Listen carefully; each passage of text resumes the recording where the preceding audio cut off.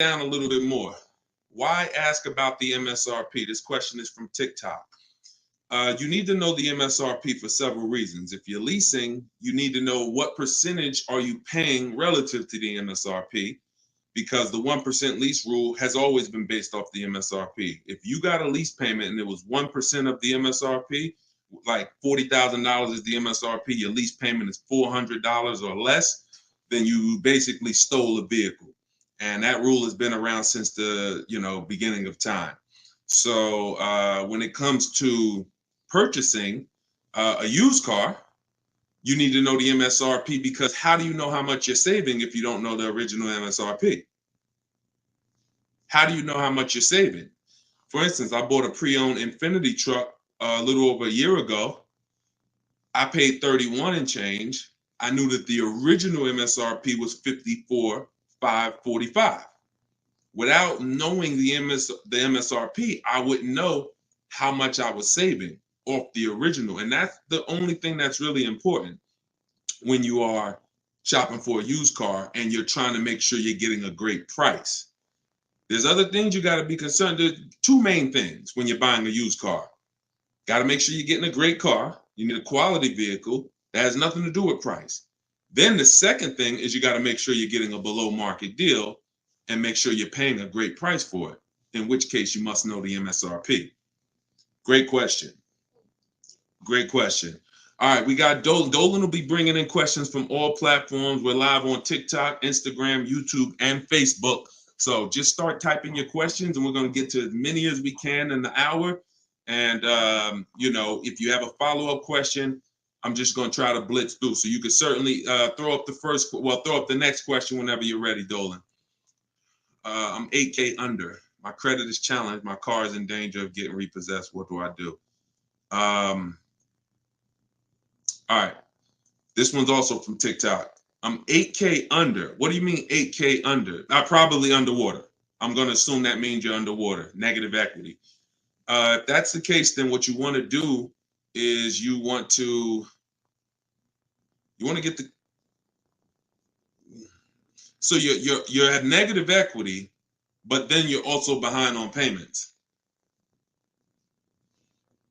I mean, you got to catch up on the payments. I mean, you could try to refinance. You're going to have a hard time.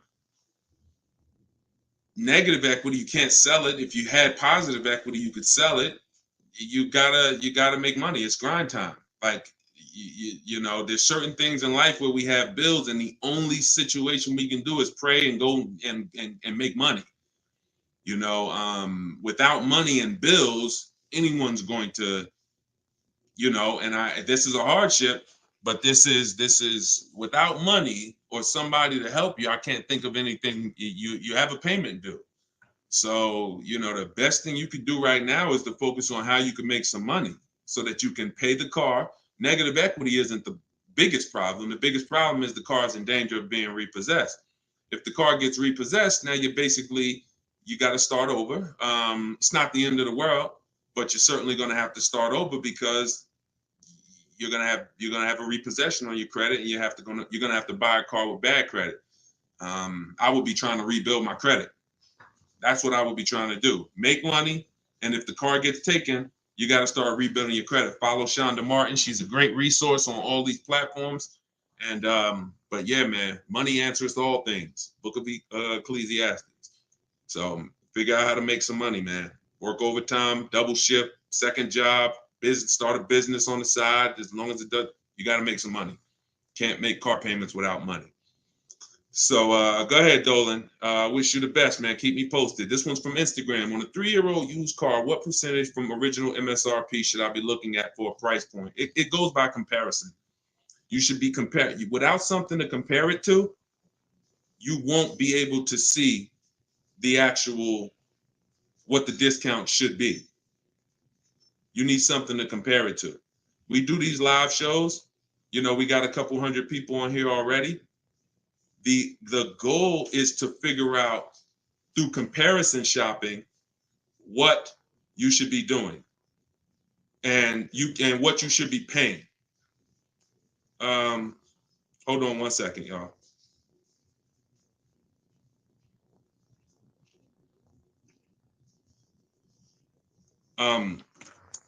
Yeah, so that's the goal. You don't know what a fair price is, what a great discount is, until you are not, until you have other offers to compare it to. That's the problem. Go ahead, Dolan, shoot the next question up. Like, I didn't know that 42% off my Infinity that I got was a great discount until I compared it to the others. I narrowed it down to 4 choices, and then 3 of them were not as big of a discount. And, one of them was, most of them were in the 30s. This particular one was a 42% discount off the original MSRP. Go ahead, Dolan. Oh, this one's TikTok. How do I get the lease rate down? You always, listen, the only way you're going to get a great lease deal is by comparison offers. You got to get at least 5 offers because 80% of dealers are overpriced. And the only way you're going to see that is by looking at other offers. See, most of the questions y'all are going to find out have to do with you shopping for cars the way you shop for other things in life. You shop for everything else. When we get great deals, it's comparisons. Everything we do is a comparison. Now, the only way you have price assurance is through comparison and knowing. If somebody tells you, we guarantee no one will beat our price, or hey, Walmart says you could buy this item and if you find it at a lower price, we'll match it or we'll beat it. See, that's price assurance. That's comparison. That gives you peace of mind of knowing I'm not overpaying. And the only way for you to bring that same piece, the reason why we're able to, and for those of you, if this is your first time on a live with us, type 1. If you've never been on a live stream with me, type a 1 in the chat. See how many first time people we got. How many people first time? What y'all are going to see is what I'm teaching you to do is shop for cars the way you shop for everything else. Because the way you shop for cars now, you don't shop for anything else like that. Okay, Ronnie, I see you, Stoner Kid. Okay. I see you, Amelia. Okay, Batman, good to see you. Edgar. Okay, Paul, we got a lot of first-time people on here. So what you want to do is start shopping for cars the way you shop for everything else. And we get great deals by comparing offers. Now, some of the people I'm going to introduce you to and the way they've gotten their deals is by using what I'm teaching you. Everything that I teach comes out of my new digital book. It's called Car Shopping for People That Hate Car Shopping. 7 Steps to Saving Time, Money, and Avoiding Dealerships. So in that, I have 2 systems for how we comparison shop. One's for new cars and leases. You got to get at least 5 offers. And some of you are like, Deshone, how do I get 5 offers? Well, you stay on. We're going to talk about that. It's easy to do when it's online, but you won't see how different the prices are. When you see, man, everything seems overpriced, it's because you're dealing with what I call the 80%. Dealers that are the 80% are overpriced. They're going to charge you as much as they can because they don't think you're going to find the 20% dealers that are going to beat those offers. So when you talk about how to get a lease rate down, like you look at somebody like Danielle. This is Danielle's lease. She just got a lease on an Audi not too long ago. $44,000 vehicle. She paid $550, no money out of pocket. She just gave him $550, drove off. No down payment. So a lot of the things you're going to see, this is the reason why I represent the Unlearn, Relearn brand. Because a lot of what you've been using, you got to unlearn. It's not going to work here. But I'll help you do that. So for the launch of my new book, you can get yours for 75% off in my TikTok bio. It's normally $97. It's 75% off while we're on the broadcast. You got 30 minutes. And Instagram bio, you can get yours. And if you're on YouTube and if you're on Facebook, I'll put the link for you guys. Y'all can get yours. But that's how you get lease rates down. Comparison offers. Making people bid for your business. Stop negotiating, guys, and start making people bid. We'll talk more about that. Go ahead, Dolan. Shoot the next question up. We're taking questions from all platforms, Facebook, Instagram, YouTube, and TikTok. And could everybody who shares invite somebody? If you're a sharer, I appreciate it. I always give, we're trying to figure out something special we could do for the sharers because there's nothing, I told y'all, inbox me. If you got ideas, what could we do to reward or come up with something for the sharers? Because you guys are the people who help us spread this message. I appreciate all the new people, but I want to do something special for the sharers. Please DM me ideas of what we can do because we want to make it a regular part of our broadcast. All right, I see you, Sharice. Thank you. All right, go ahead. This one's from TikTok. Can you ask for additional discounts since you're an educator? See, the problem is if there's a rebate, then you'll get it when you reveal it. If there's a first responder rebate, you can't depend on a dealer to tell you about it. Some of the 80% won't tell you about it. Some of the 80% won't give you the whole thing. If it's a $1,000 rebate, maybe they'll tell you it's 500. We don't trust the 80%. When I was in the dealerships, I saw how the 80% move. The 20% are the people those are the people you have to find. It's not, you can't just walk in. You don't, unfortunately, there's 17,000 new car dealers in this country. They don't have labels on them.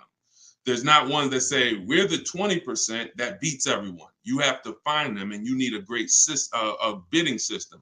You can do it manually by phone, or you can do it my way by email, copy and paste. So, but you're not going to, it's like people who said, well, I have a GM, I get a special price with Ford. I get a special price with General Motors. You can't depend on the dealer you're dealing with to tell you the special price and to tell you the rebates if they have them. The only way you're going to see it is by getting at least 5 offers, and then you'll be able to reveal who gave you the real offer. It's unfortunate, but it's actually better for you, because who's not a good negotiator? Type not me if you are not a good negotiator. Just speaking honestly, you're not a good negotiator. It's not your thing. I consider myself to be pretty good, and I won't do it. All right, Danny said not me. Okay. Rai, sorry, I butchered your name. Lovey, okay. This is going to work for everyone who's not a good negotiator. Now, I am a good negotiator, but I won't shop that way. I'm always going to get bids, because if you're negotiating with the 80%, they're so overpriced. Even when they drop down a couple $1,000s, you're still overpaying. That's the whole point. That's why it's best for you to sit at home where you're in control. You can use my way, which is email. We copy and paste. I have a strategy in my book. It's called 25 to 5, where you're going to connect with 25 new car dealers. This is only for buying and leasing new cars. This is not for used cars. I have a different strategy for that. But you're going to sit at home. You're going to connect with 25 dealers online in about 20 minutes. And that's going to get you 5 offers using my scripts, using my replies. Now, the manual way to do it is to pick up the phone, call, and speak to at least 5 sales managers. But you need to get 5 offers. That's the only way you're going to see how much money that the 80% were trying to overcharge you. Does that make sense? And it goes with the same thing with military discounts. Doesn't matter. Special pricing, employee pricing. You must shop multiple offers, because you can't trust the 80% to actually give you the real numbers. All right.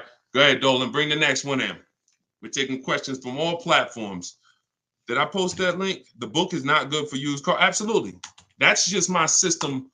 You're going to hear me talk about 2 systems of shopping multiple offers and options. One's for new cars and leases. That's called the 25 to 5. One's for used cars. That's called the multiple marketplace strategy. When we shop for used cars, we have a different strategy. You must shop for your best used car offer in a different way than your new cars. It's very different. They're both in my book. Y'all will hear me talk about them on my videos, on my social media videos if you've seen them, and you'll hear me talking about them on the live. 2 totally different shopping strategies based on your goal. All right, this one's from Instagram. When you walk into a dealership, the salesman comes at you right away. Can you tell him you're just looking for now, and I'll come get you when I see something? Of course you can. So using what I'm telling you, you should not spend more than 30 minutes in a car dealership ever. Tons of people that you'll see, the more you stick around this broadcast and the more you learn and the more you see our community over here. We've been doing this for 3 years, teaching the public. We've got 1,700 people we've worked with personally, a couple thousand books. People are using this stuff. It's not just the saving of money, it's time. You shouldn't be in a dealership if you're not there to test drive, or if you're not, see, We have something we call shopping, not buying. Very different. That's actually step 4 in my book. There's 7 steps. The last step is delivery. Step 4 is something I call shopping, not buying. You have to learn, if you're going to enjoy shopping and take control of your car deals the way I want you to, that when you are shopping, you are deciding what you want. That's shopping, deciding what you want. You can get your copy of the book in my TikTok bio. Everybody got 30 minutes to get it for 75% off. Somebody on TikTok said, how do I get the book? It's in my TikTok bio. If you're on Facebook or YouTube, you can scan the QR code, or you can go to deshonsbook.com. If you're on Instagram, you can go to my Instagram bio. It's normally $97, but it's part of our official launch. You can get yours for 75% off. So when you are there with a purpose, which means no one can actually talk you into something because you're clear on what you're here for. I'm here to see what I like. I'm here to decide what I want. I got my kids with me. I'm here to see how this vehicle is it comfortable? This is only for new cars and leases. We don't test drive used cars until the end. That's a different thing. And I'm answering questions specifically. So when someone asks about a used car test drive, we'll talk about that. For those of you who are leasing and buying new cars, we are there to test drive and decide what we want. That is it. We do not talk numbers in the dealership. Listen, I want y'all to remember this. You will never, using what I'm telling you, you will never talk numbers in the dealership. If you are coming there to see a used car, the deal is made already before you get there. Your numbers, everything should be established online. That's the multiple marketplace. There's a very simple process that you can follow for shopping for used cars. By the time you walk in the deal, who's ever had a dealership that they had to walk out of? If you've ever had a dealership where you had to walk out of, type me if you've ever walked out. Somebody wasted your time. Somebody tried to, whatever. You went there and you're like, man, I'm leaving. This isn't good. I'm glad you did that, but I want you to get to the point where no one can even waste your time. That's what I want you to get to, which means every time you walk in the dealership, for a used car, the deal is made. You're just there to test drive it, verify everything you did online. We'll talk about this. And then you're taking the car, or you're locking up that deal, not taking it because, you're locking up the deal. Now, with a new car, you are there to test drive only. I'm deciding what I want, and here's look, you got to be able to ignore this. Let this stuff go. Hey, can I talk to you? Hey, let me just show you these numbers. Hey, we got some real good deals this month. Hey, you know what? Have you seen the specials? Hey, we got a special price. Hey, we're taking off Hey, we're paying over $2,000 for people's trading. Hey, we're buying old leases back. All of this stuff, it got to just be, that junk got to go using what I teach, because that stuff works for other people. It probably has worked on you in the past. Now, you're not going to let people throw you off this agenda anymore. You are literally there to shop, decide what you want, and when you take your card, take the salesperson's card. When you come home, if you like that vehicle, we will be purchasing it and getting multiple offers from home, never in the dealership. Everybody clear? If you're clear on that so far, type clear. Everybody clear on that? Clear? All right. I see you, Dave. Yep. I see you, Danny. All right. Go ahead. This one's from Facebook. Carla said, my granddaughter purchased her first car in November 2023. She wanted to lease, but was told she was too young. She's 20. How can she transition from a current car note to a lease car when she turns 21 next year? Great question. Who has a car that they're thinking of replacing? You have a car now. You're thinking about replacing that car. Could be a lease, and you have to replace it. Could be a car you own. Could be a car you're financing. So the first step in my book, it's called 7 Steps to Saving Time, Money, and Avoiding Dealerships. Car shopping for people that hate car shopping. First step is the most important question. We must know whether we're going to lease or buy. You have to see that as the foundation of your car deals. You cannot get a great deal when you should have leased, but you bought. It is impossible. You can't get a great deal if you should have bought, but you leased. So that's the most important question. That's step 1. How many years are we keeping the car? Now, after that, here's what you do. You guys who have a car you have to replace, including this young lady, Carla, she asked, you must do an equity assessment. This is step 2. Equity assessment is going to tell you, can you get out of your car clean? Can you get out of your car break even? Can you get out of your car and there's equity there, which means you can put that equity in your pocket or into the next transaction? Or do you have negative equity if you have a loan? So the equity assessment is going to tell you. Now, here's how you do it. You're going to call your bank. If you have a paid off car, you do not need to do this step. You can skip this step. If you have a loan or a lease, you're going to call your bank. You're going to ask for the payoff. I see y'all running the likes up on TikTok too. I appreciate it. Can y'all keep tapping the screen? I appreciate y'all running those likes up. When you call, you're going to ask them for the payoff. The payoff is the amount you owe. Do not look at your contract. Do not look at anything. Call the bank or call the leasing company and say, what is my payoff?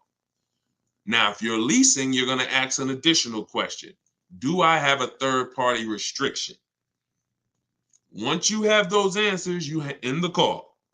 You are then going to go on to the websites that I'm about to mention. You're going to get 6 bids, 6 offers.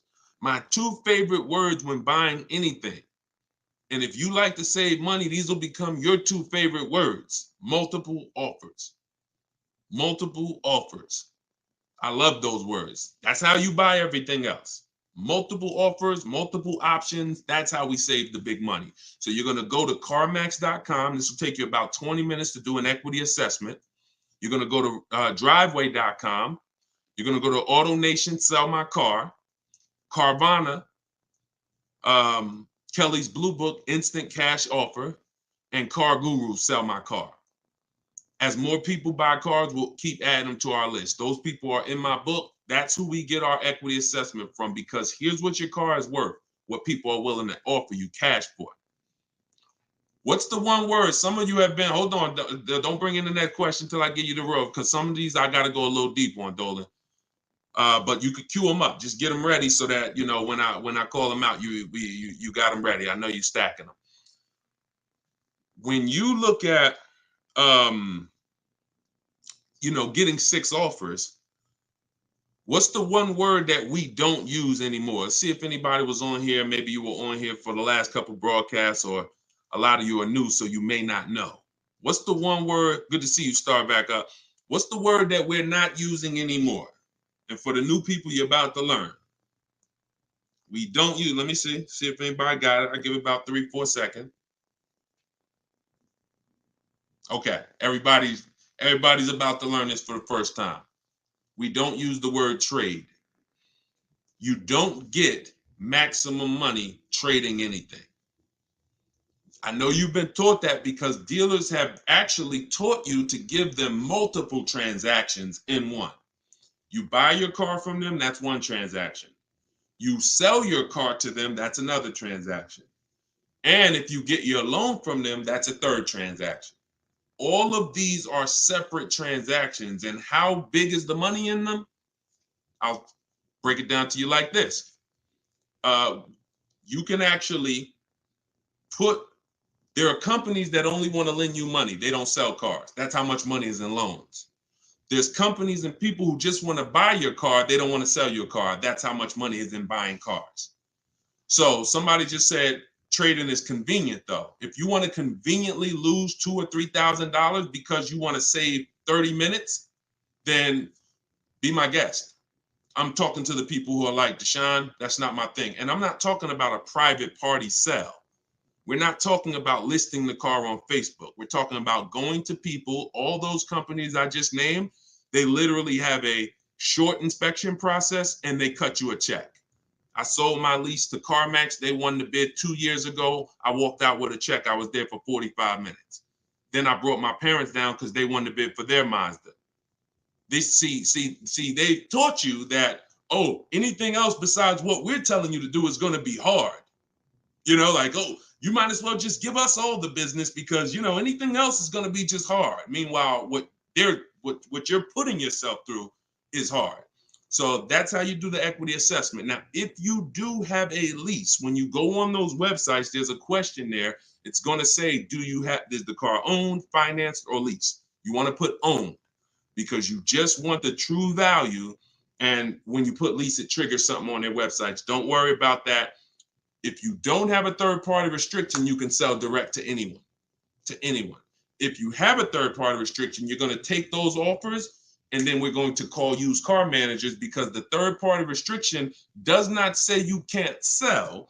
It says you must sell to a brand of the same dealer, a dealer of the same brand. So if you have a Nissan, you must sell to a Nissan dealer. Here's what that doesn't mean. Go walk into one Nissan dealer. We get bids, we speak to at least 3 to 5 used car managers, we get bids. Are y'all starting to get the sense that everything we do is a bid? And the only way you're going to see how much money you've been losing by not getting multiple offers is to get multiple offers.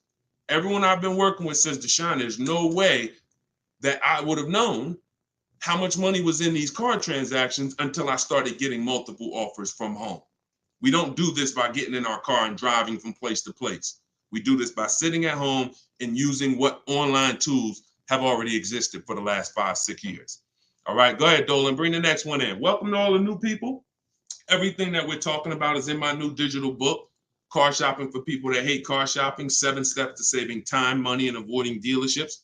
As part of our launch, you can get yours for 75% off. It's normally $97. You got 30 minutes. As part of our welcome offer, get your book. It's in my TikTok bio. It's in my Instagram bio. Click that website before 30 minutes is up and get your book for $24 instead of $97. If you're on Facebook or YouTube, you guys could just click that link that I posted there, deshonsbook.com, or you can scan the QR code. This one's YouTube. Is it best to shop online for a car or go in person to a dealership? You can't do what I'm telling you to do in person. If you're tired of spending the time in dealerships, I'm gonna tell y'all something, and this is 100% God's honest truth. I have not spent more than an hour on a car transaction. I have not spent more than an hour in a car dealership in over 10 years. I've leased since 2015. I got my Infiniti lease then.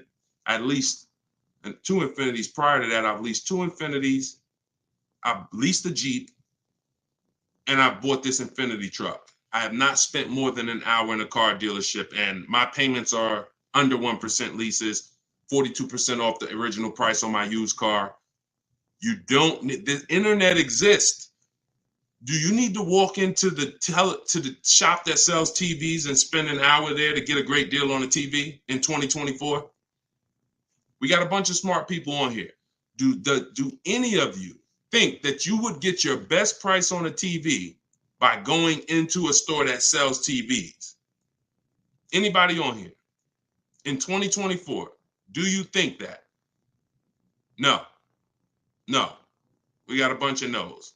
So we understand that when we're buying these items out here, we're never getting our best price by going to the store. We're getting our best price by using the internet as it's meant to be used for comparison shopping and to keep you in control. So great question. Absolutely. No, if you ever talk to somebody and they say they learned from me and they spent more than an hour in a dealership, really, I want to get you to the point where you're 30 minutes. You'll probably be an hour at first, but even if you'll probably be 30 minutes because you're there to test drive or you're there to pick up your car because the deal was made online. It's no reason for me to be here for an hour. Only time I'm there for an hour, only time they got you there for an hour is when you're sitting down letting them talk numbers to you. It's the only time.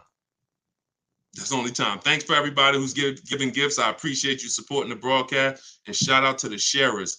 What Instagram allows you to do is Instagram, you can hit that share button and you can share, just run down the list of your friends, invite one friend over here. Because I'm telling you, people are going to be mad at you. I don't want to break up friendships, y'all. When your friends find out you've been getting this information, using it, saving thousands of dollars, not spending time, and then they go out here and they shopping the old way, and you didn't invite them to the broadcast, what they going to think about that? Come on. I don't want to damage any friendship. So make sure you're doing your friends the justice of inviting them to the broadcast. Go ahead, Dolan. Shoot the next question in. All right. And we're taking questions from all 4 platforms. So just keep typing them. We'll get through as many as we can in the hour. Erica, this one's from YouTube. I purchased a used vehicle from the dealership, and 2 weeks later they called me and asked me to bring it back because the previous owner wanted it back. Can they do that? Mm, mm, that's a nightmare. Um, mm. Y'all hear that question? Erica purchased a used vehicle. 2 weeks later, they called, asked to bring the car back because the previous owner wanted it back. So it's less about your transaction, and it's more about if the transaction with the original owner was legally closed. If they left the transaction open, now if I'm you, do you have your paperwork? You have all your loan? And here's the most important thing: has the loan been funded? Is there a new loan attached to that vehicle under your name? Are they in the process of registering that vehicle under your name? Now, here's where you could be dealing with the crap that the 80% of dealers who are scumbags. This is what they do sometimes. They'll take a car from a customer. They're waiting for the title. They technically don't have the legal right. They have the legal right to sell the car, but there's a loophole there probably because they haven't gotten the title from the owner. And if the owner comes in and says, you know what, I changed my mind, and the owner's holding the title, but what I would do if I'm you, somebody got to call me. I want to look at your paperwork. If you have a loan, Erica, whatever bank you're going through, I would call them, and I would call if the bank knows you and they've established an account number for you, and they're like, yes, Miss Maxwell, we know you. Then I'm holding on to the car until somebody comes and pries it from my hands because I have a legal right to this car. There's a loan under my name. You have my money. You have started this process. If none of that's in place, then and it sounds like, I mean, it sounds like you dealt with a scumbag dealership, but that's what I would do. I'm not just giving up the car because you said, oh, the owner wants it back. The old owner wants it. That's not my problem. You made a deal with me. I have paperwork that is binding. And, you work that out with the owner because that happens sometimes. Dealers do some crappy stuff, or dealers don't cross their T's, dot their I's, and then and then the owner comes in, the original owner who traded the car. That ain't got nothing to do with who you sold that car to. That car is on the road and there's a loan attached to it, or there's been cash paid for it. Now I'm holding on to this car until you legally show me that I need to release this car. And I might call a lawyer and see, can I get some damages out of this? Like, this is just, God, the 80%, we got to put them out of business. And the only way you get these wolves out of business, y'all, is you got to starve them. I'm telling you, the more people that shop online, when you learn how to shop online the right way, people like this won't be able to exist. But because most people are still going in the old way shopping, giving them a chance to do this, keep me posted, Erica. It sounds like it's a terrible situation, but please keep me posted on that. Go ahead, shoot the next one in, Dolan. This one's from TikTok. What's the best practice for buying a car after bankruptcy? If the bankruptcy's been discharged, start rebuilding your credit. I've seen people who went through a bankruptcy. Once it was discharged, they started building credit immediately, and they were up to a 700 score in a year. So, it's the key is not to come out of bankruptcy and start buying stuff. The key is come out of bankruptcy and start rebuilding your credit, because if you can do it relatively quickly. Everyone should be following Shonda Martin. Some of you may know her. She's all over all these platforms. She does what I do, but she does it for credit. She'll do lives. The girl is brilliant, and I tell everybody about her. But that's the whole thing. You should be rebuilding your credit. You can do it quick. Get yourself up to a high 600-700 score, and then go and get a car. That's what I do. Go ahead, Dolan. Shoot the next one in. It's another one from TikTok. How do you feel about buying a car with a credit card? I don't. Credit cards are 20-something% interest. I don't carry a balance on my credit cards. Shonda doesn't recommend carrying a balance on her credit cards because the interest is exorbitant, and we would never buy a car with a credit card under any circumstances. Instagram. How do I keep my credit score from taking a hit each time I shop for a vehicle? Okay, good question. Let's go into detail on something I call the bank bidding war. Okay, this is something that I'm sure, unless you guys have been on here before, you've probably never heard. So you heard me say everything is a bid, right? So the same way we make dealers bid for who wins our business, who's going to sell us a car, same way we make the companies bid on who's going to buy our car, this is the same way we make banks and credit unions bid. 1 point on an interest rate on a $30,000 loan could be $1,000. So we're looking, so we take interest, we take shopping for car loans as serious as we take getting bids for the new car. There's thousands of dollars in loans. Remember what I said about 15 minutes ago? There's people who just want to give you a loan. That should tell you there's a lot of money in loans. They don't sell cars. So if there's a lot of money in loans, you're going to see this isn't about relationships. You're either going to be a relationship person or a money person. If you want to be a relationship person, type R. That's going to cost you money in what I'm telling you. If you want to be a money person, if you want to save all the money that you should be saving, type M. That's going to come at an expense of relationships, because your bank is not your friend. They're in the business of making money. All right, I see you, Jennifer. I see, all right, a lot of people typing M's. Listen, if you used to go to dinner with your car salesman, invite them to the barbecues, that's going to change when you start getting bids. Unless he just wants to compete. If he's willing to compete, then it won't change.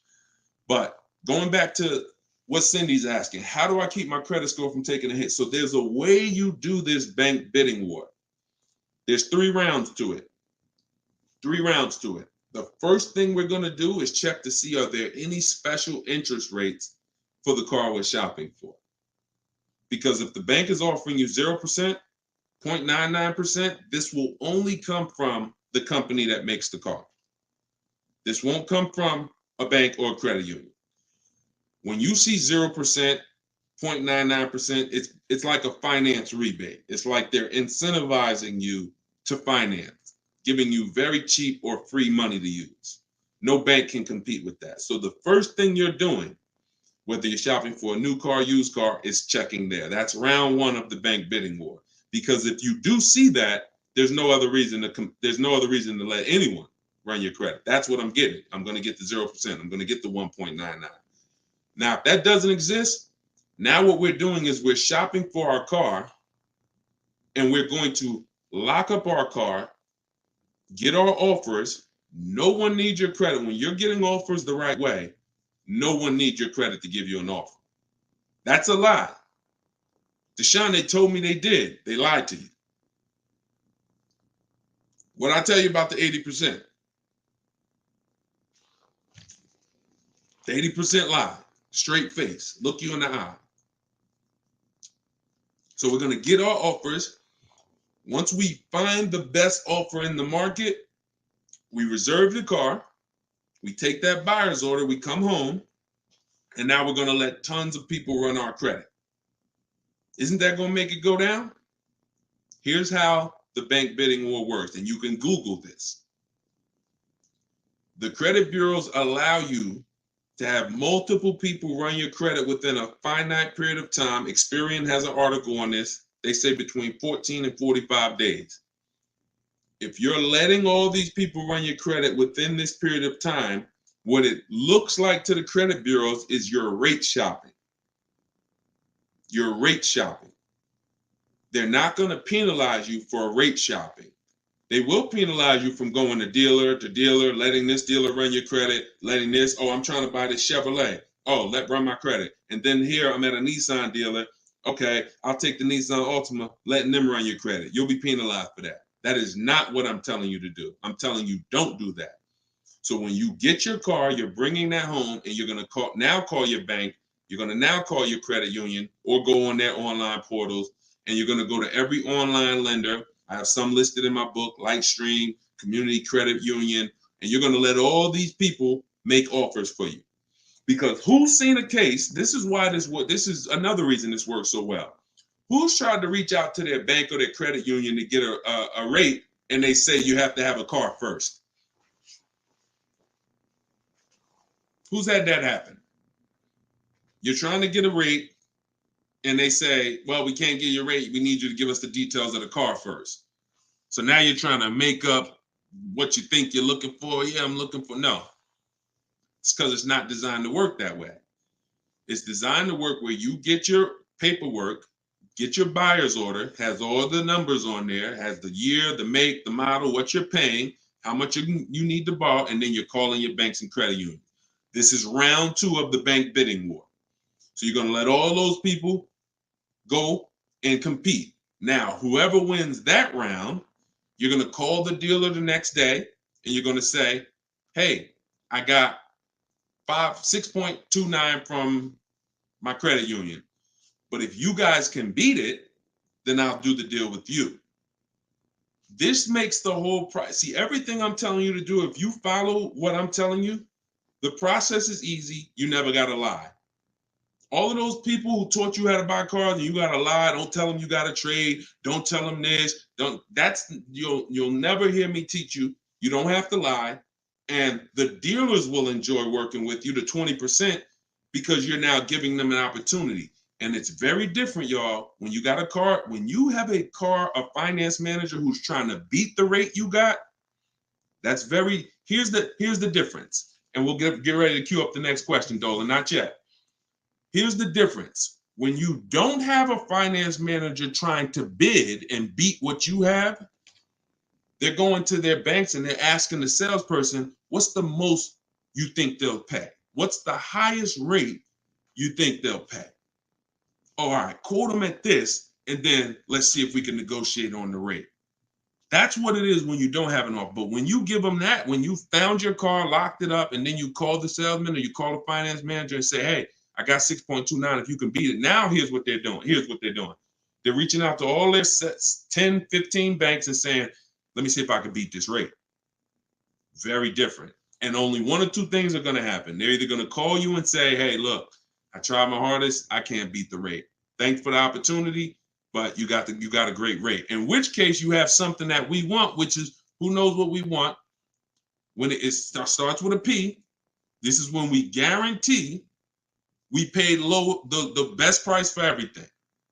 Who remembers? Well, I can't say who remembers because we get new people on this broadcast every day. I swear. All right. Price assurance. So when y'all hear me say price assurance, what that means is you don't drive off anymore hoping you got a good price. Talking to your spouse, hey, you think we could have did better? You think this interest rate was too high? Could we have got a better interest rate? No. Price assurance means you guarantee you couldn't have paid a lower price for the car. Nobody could have paid because you got bids. Nobody could have gave me a lower interest rate because I got bids. Nobody could have gave me more for my old car because I got bids. That's the only way we get price assurance. And all of this is done while you sit at home. So this is in my book, Car Shopping for People That Hate Car Shopping, 7 Steps to Saving Time, Money, and Avoiding Dealerships. If you want everything I teach in one spot, it's there. You can get your copy for 75% off. It's normally $97. And you can go to my TikTok bio. It'll be in your inbox in literally 5 minutes. The reason it's a digital book too is because things change. Vroom just went out of business a couple months ago. They used to be one of the people who competed for our business. If you guys had, your book and you had bought it and then it was a print book, because some people say, Deshone, is it in print? This is the reason, one of the reasons why it's not. If Vroom is in that print book, what happens? Now I got to jump on live and say, hey guys, volume 2 of my book is out because things have changed. Get your volume 2. I don't want to do that. You get this one time, and then I update it when Vroom went out of business. I updated the master file. Everybody who opened their book, no matter what, it was relevant. And that's one of the biggest reasons why it's a digital book. So you can grab your copy for 75% off, but you got 30 minutes. Once the timer is 0, it goes back up to 97. In my Instagram bio, in my TikTok bio, or you guys can, I'll put the link right here for you guys on YouTube and Facebook. You can go to deshonsbook.com. Oh, wait, I put the wrong one. I put it in my bio here. All right, Dolan, you can queue up the next question. Keep typing your questions, y'all. We got some more time. We're going to try to get through as many as possible.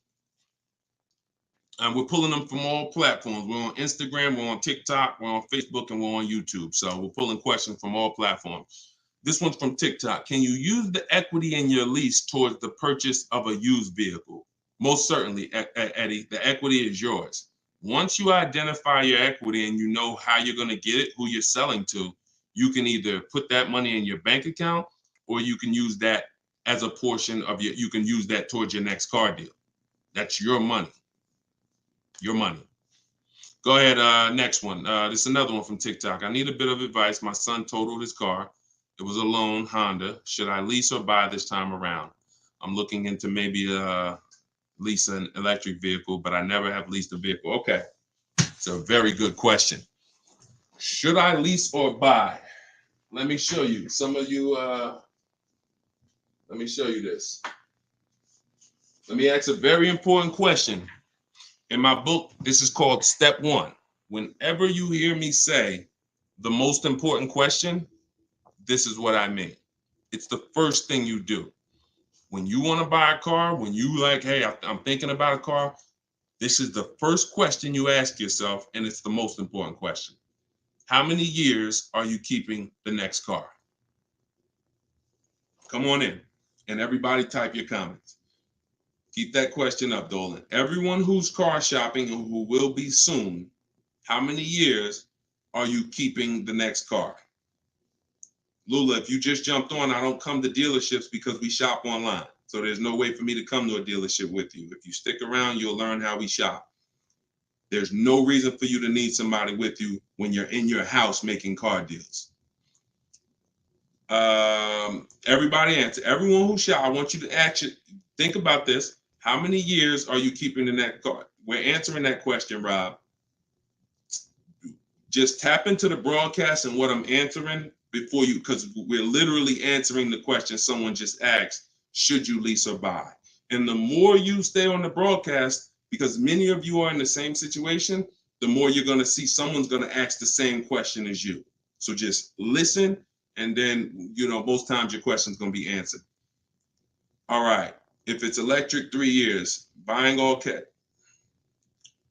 How many years are you keeping the next car? I got to just pay attention to the people that are listening. I'm sorry. All right. Hyla, I see 3 to 4. Vivian, I see 3 years. All right. 6 years. Okay. 3. Okay. 8 years. Okay. So the first question you're asking yourself, should I lease or buy? You're going to replace that question with how many years am I keeping the car? Now, if the answer is 8 or more, then you should buy. I'm going to tell you why.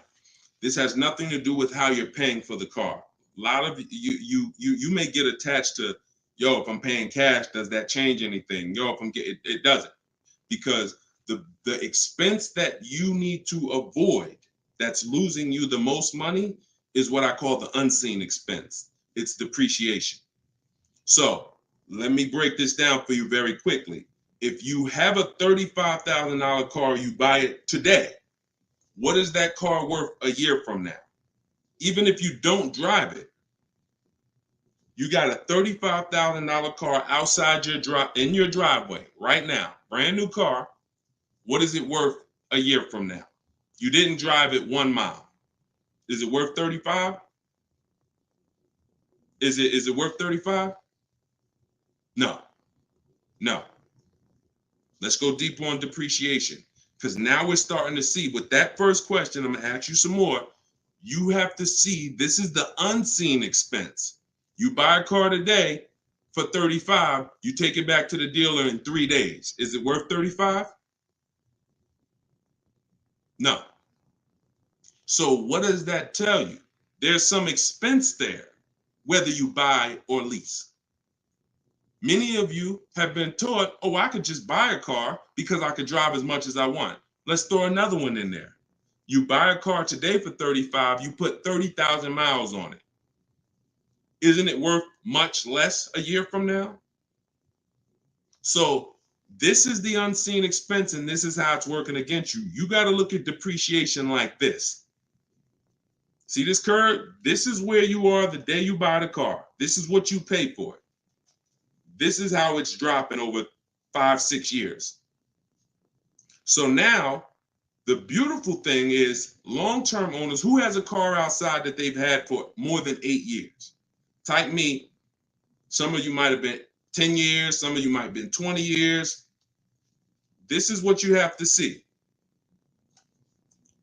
If you're getting rid of your cars anywhere in this 6-7 year mark, you're losing money. It's no way. It's no way you can replace something you bought and it's dropping like this. But here's the beautiful thing. For those of you who are like, look, I had my car for 12 years. I had my car for 8 years. I had my car for 10 years, 16 years. This is where you're at. That's how your car is losing value.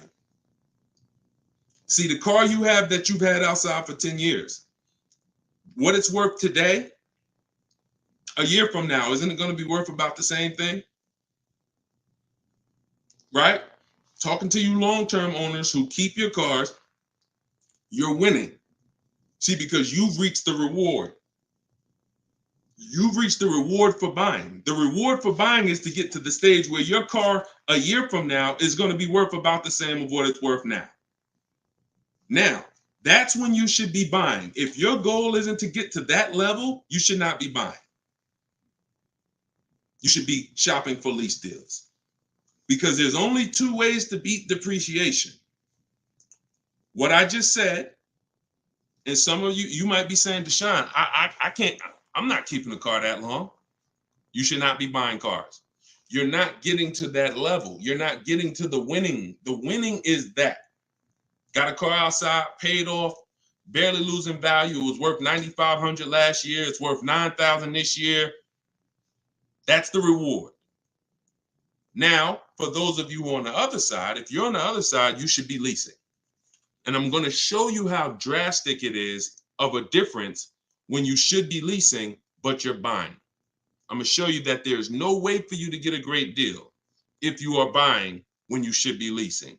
Look at somebody like, let's pull up, we talked about Danielle earlier. Look at Tope. Tope got a BMW, $54,000 vehicle. Now, some of you know, every $5,000 on the price of a car is how much per month?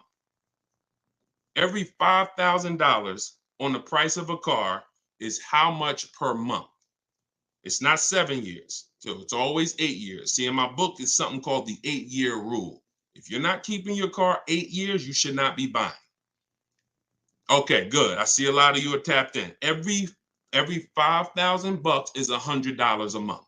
So when you're looking at a $50,000 car, you should be thinking that's $1,000 a month payment. What about the down payment? Forget about the down payments. Down payments have nothing to do with the deal. We are just talking about boundaries. When we look at a $50,000 car, $1,000 a month, 5-year loan. $20,000 car, $400 a month, 5-year loan. Every $5,000 is about $100 a month. Now let's look at Tope's deal. Tope got a $54,000 BMW.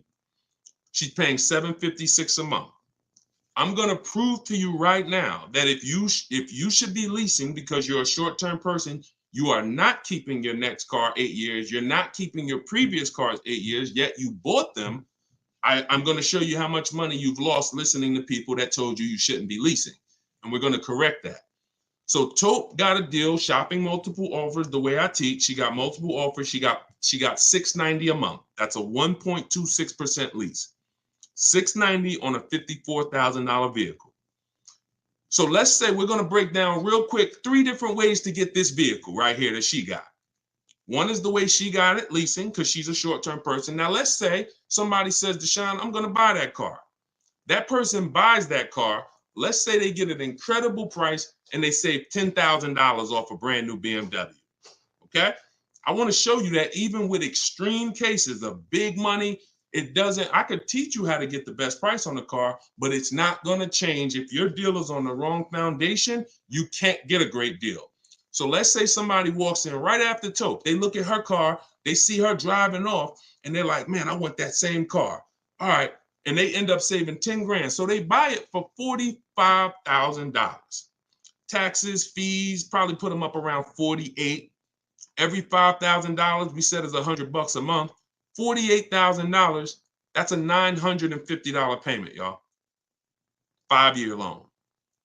No money down, because Tope put no money down. So we're comparing putting no money into these deals. When you start putting no money into the deals and looking at them, you're going to clearly understand them. Sometimes people use down payment money to confuse you. $690 a month she's paying, they're driving off paying $950. No way. Now a third person comes in.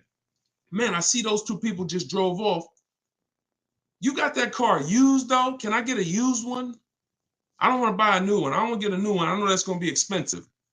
What do you think a brand new vehicle that was $54,000 brand new? What's a good price of that vehicle used, y'all? What's a good price used?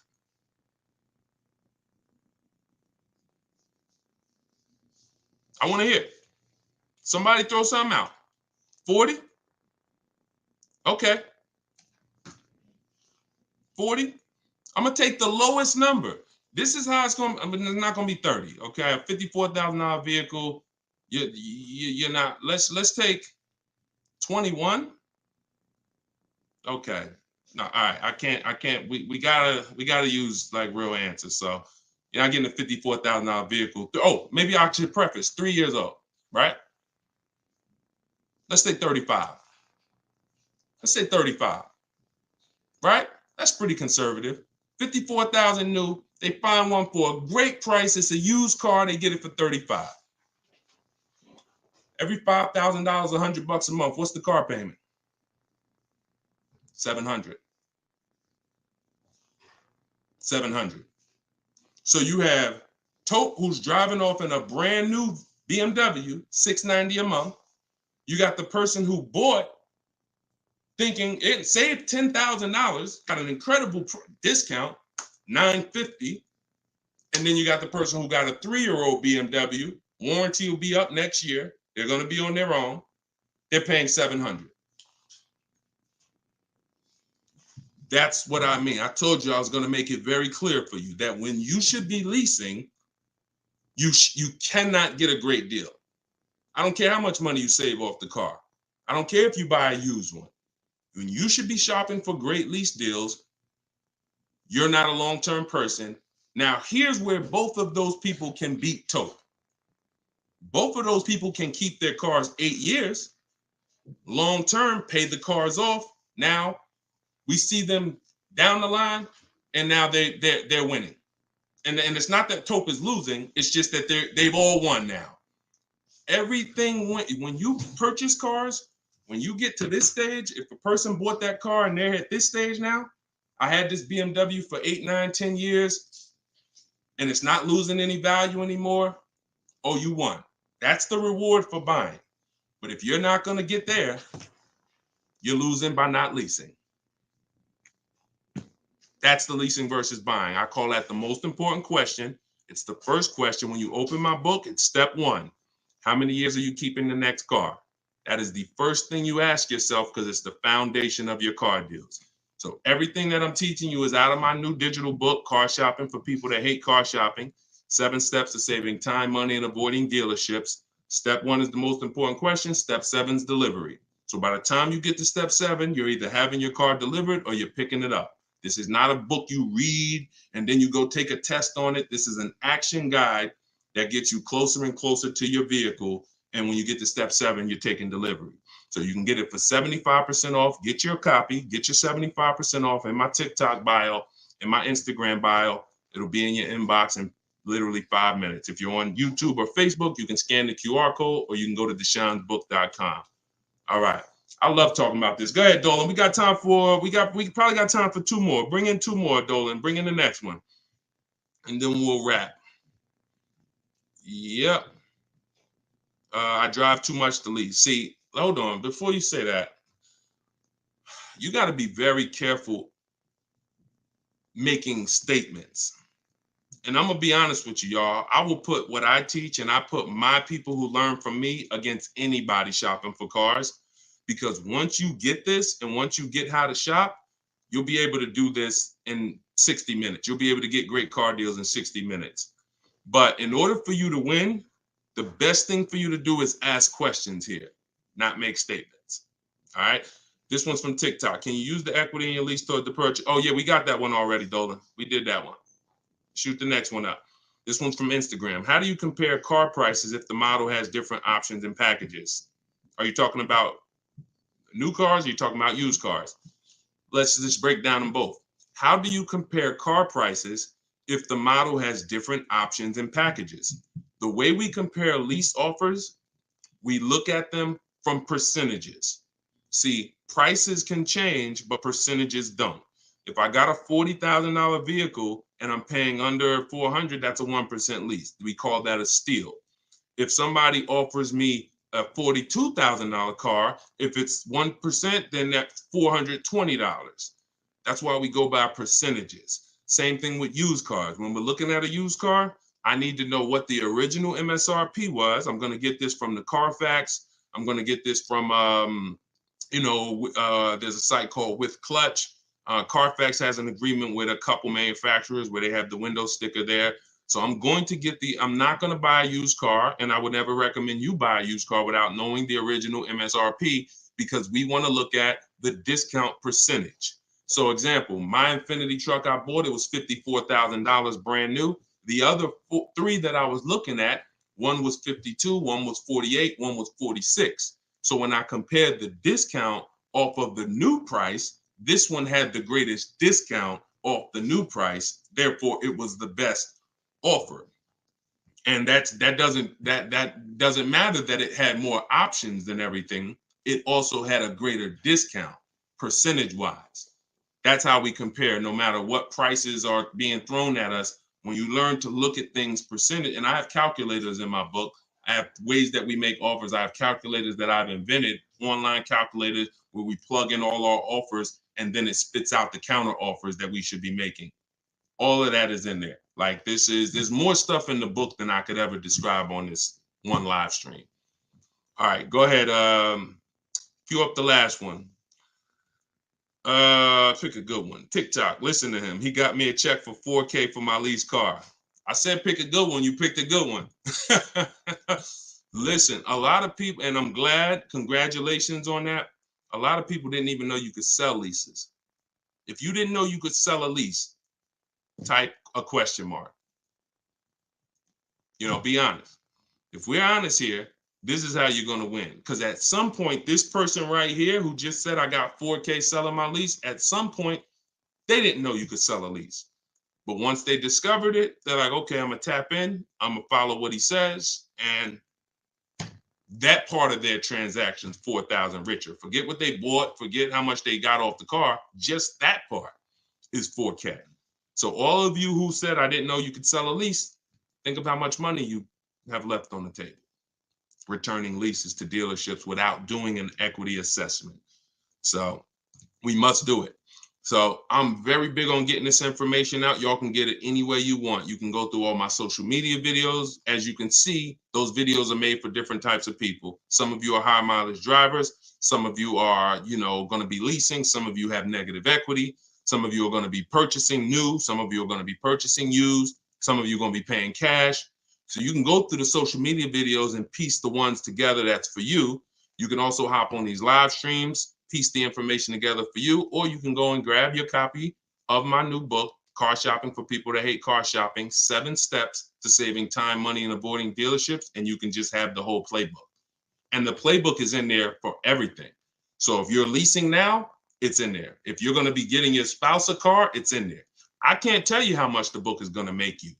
You'll tell me.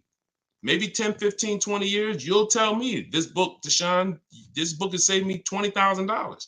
Because the more cars you get, the more your money you're going to save, even if you're going to get one.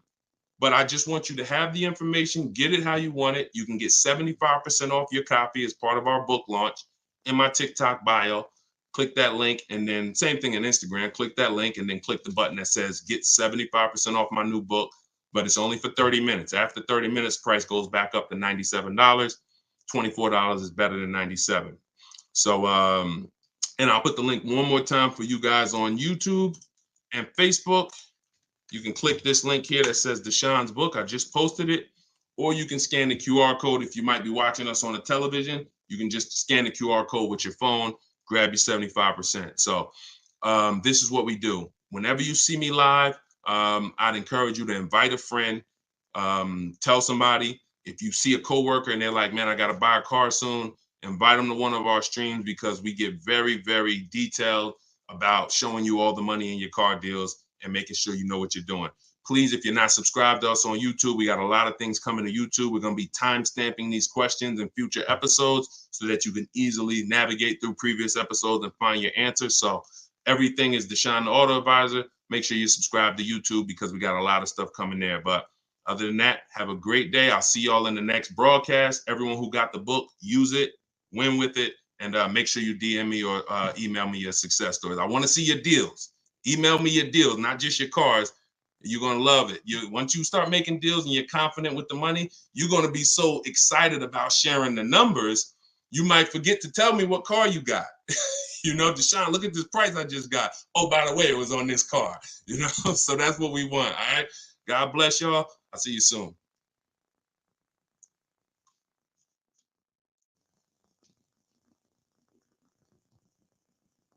Okay. All right. So Dolan, I got my man Dolan. He's going to be bringing in the questions from all the platforms. Dolan, can you bring in Royal King's question first? What is the ideal car payment price? So one of the things that we look at when we're considering, car payment is, I always say, in fact, I had a video, some of you may have saw it. It was my first video ever on TikTok where it started out saying the worst thing you could do in a car dealership is to say, just get me to this price. We have a deal. Because the payments can be manipulated. So when you just focus on payment, you tend to lose or not focus on what you're actually paying for the car. So for example, a $30,000 car, well, that could be $600 a month on a 5-year loan. That could be $800 a month on a 5-year loan with a very high interest rate. $30,000 car could be a $300 a month lease payment. A $30,000 car could be a $350 payment on a 96-month loan. So that's why you don't want to focus on price. What you want to do is you want to focus on, unless you're leasing, you don't want to focus on monthly payment. If you're purchasing a new car or a used car, you want to focus on what is the price I'm paying for the car. And once you are able to focus on that, you'll be able to easily understand what that price should equate to on a monthly payment. Like some of you know, what is every $5,000 on a car payment? Every $5,000, and this is something for you to keep in mind forever, Royal King. The every $5,000 on the purchase price of a car that you're borrowing on a loan is how much per month? Remember this rule. I'm gonna see if anybody else knows. Hey, Kenneth, good to see you. Yeah, smash that like button. Thank you, Brian. Yep. Exactly, Michaela, $100. So that's a good gauge for you to go in with $100 every 5,000. So when you look at a $10,000 car, what should pop into your mind is $200 a month. You should automatically default to a 5-year loan. I don't want you defaulting to 6. 6 is what I call the longest. I have a rule called the rule of 72 and the 10th birthday, which means we don't take a car loan more than 6 years, which is 72 months, and we don't have a car loan on the car past its 10th birthday. Bad combination, a lot of risk. So if you just default to every $5,000 of the car I'm shopping for, it's going to be $100 a month. That's going to be a good rule of thumb for you to base it off of. So welcome to everybody who just jumped on. If this is your first time with me on a live stream, could you type the number 1? I just always like to see shout out the first time people. You're here for the first time. We do these live broadcasts. I call them right now. I call them car shopping Q&A, car shopping questions and answers. All right, welcome. Could everybody, if you've been here once before, could y'all just type welcome and just keep sending your questions. After you type welcome to all the new people, type your questions in and we'll get to as many as we can in an hour. This whole broadcast is sponsored by, and I'll be teaching out of my new book. My new digital book is called Car Shopping for People That Hate Car Shopping, 7 Steps to Saving Time, Money, and Avoiding Dealerships. It's a complete system of how to shop and get bids online. You should be doing 90 to 100% of your transaction online if you really want to save all the money. That's what we'll be talking about. You can't do 100% online with a used car because we have to test drive. But new cars, you can do 90 to 100%. Used cars, you can do 90% of your transaction online. So you can get your copy for 75% off in my TikTok bio for 30 minutes, Instagram bio for 30 minutes, or if you're on Facebook or Instagram, just go to Deshone's book or scan the QR code. All right, Dolan, shoot the next question and let's keep them coming. Just tag. All right, this one's from YouTube. Can you explain to me, once I pick a vehicle, how do I get the best lease rate? Will different dealerships, same manufacturers, have different lease rates? Very good question. Every dealership is different, unless there's sometimes price fixing by buying multiple dealerships in the same area. Some people will do that, which means we're going to go outside of that. Typically, when you look at buying up dealerships in the same market, you're trying to fix the price there. So if they go, but that's okay, because what you're going to do is you're going to shop so wide, you'll shop outside of them. You'll get used to driving an hour. If somebody beats the bid and they're saving you thousands of dollars, that's a good car ride when you're going to pick up a car. I had a young lady last year, Shonda, she lives in California. Every Northern California Volvo dealer was saving her money, a little money, but this one in Southern California beat her best offer by $3,000. I said, so what are you going to do? She said, Deshone, the plane ticket was 70. I think she said $73. I'll be on my way. So, you'll get used to that. Every dealer has a different price. And I know you may have thought, oh, these dealers are all the same. Nissan is Nissan. Nope. They're all independently owned, independently operated, and they're all competing.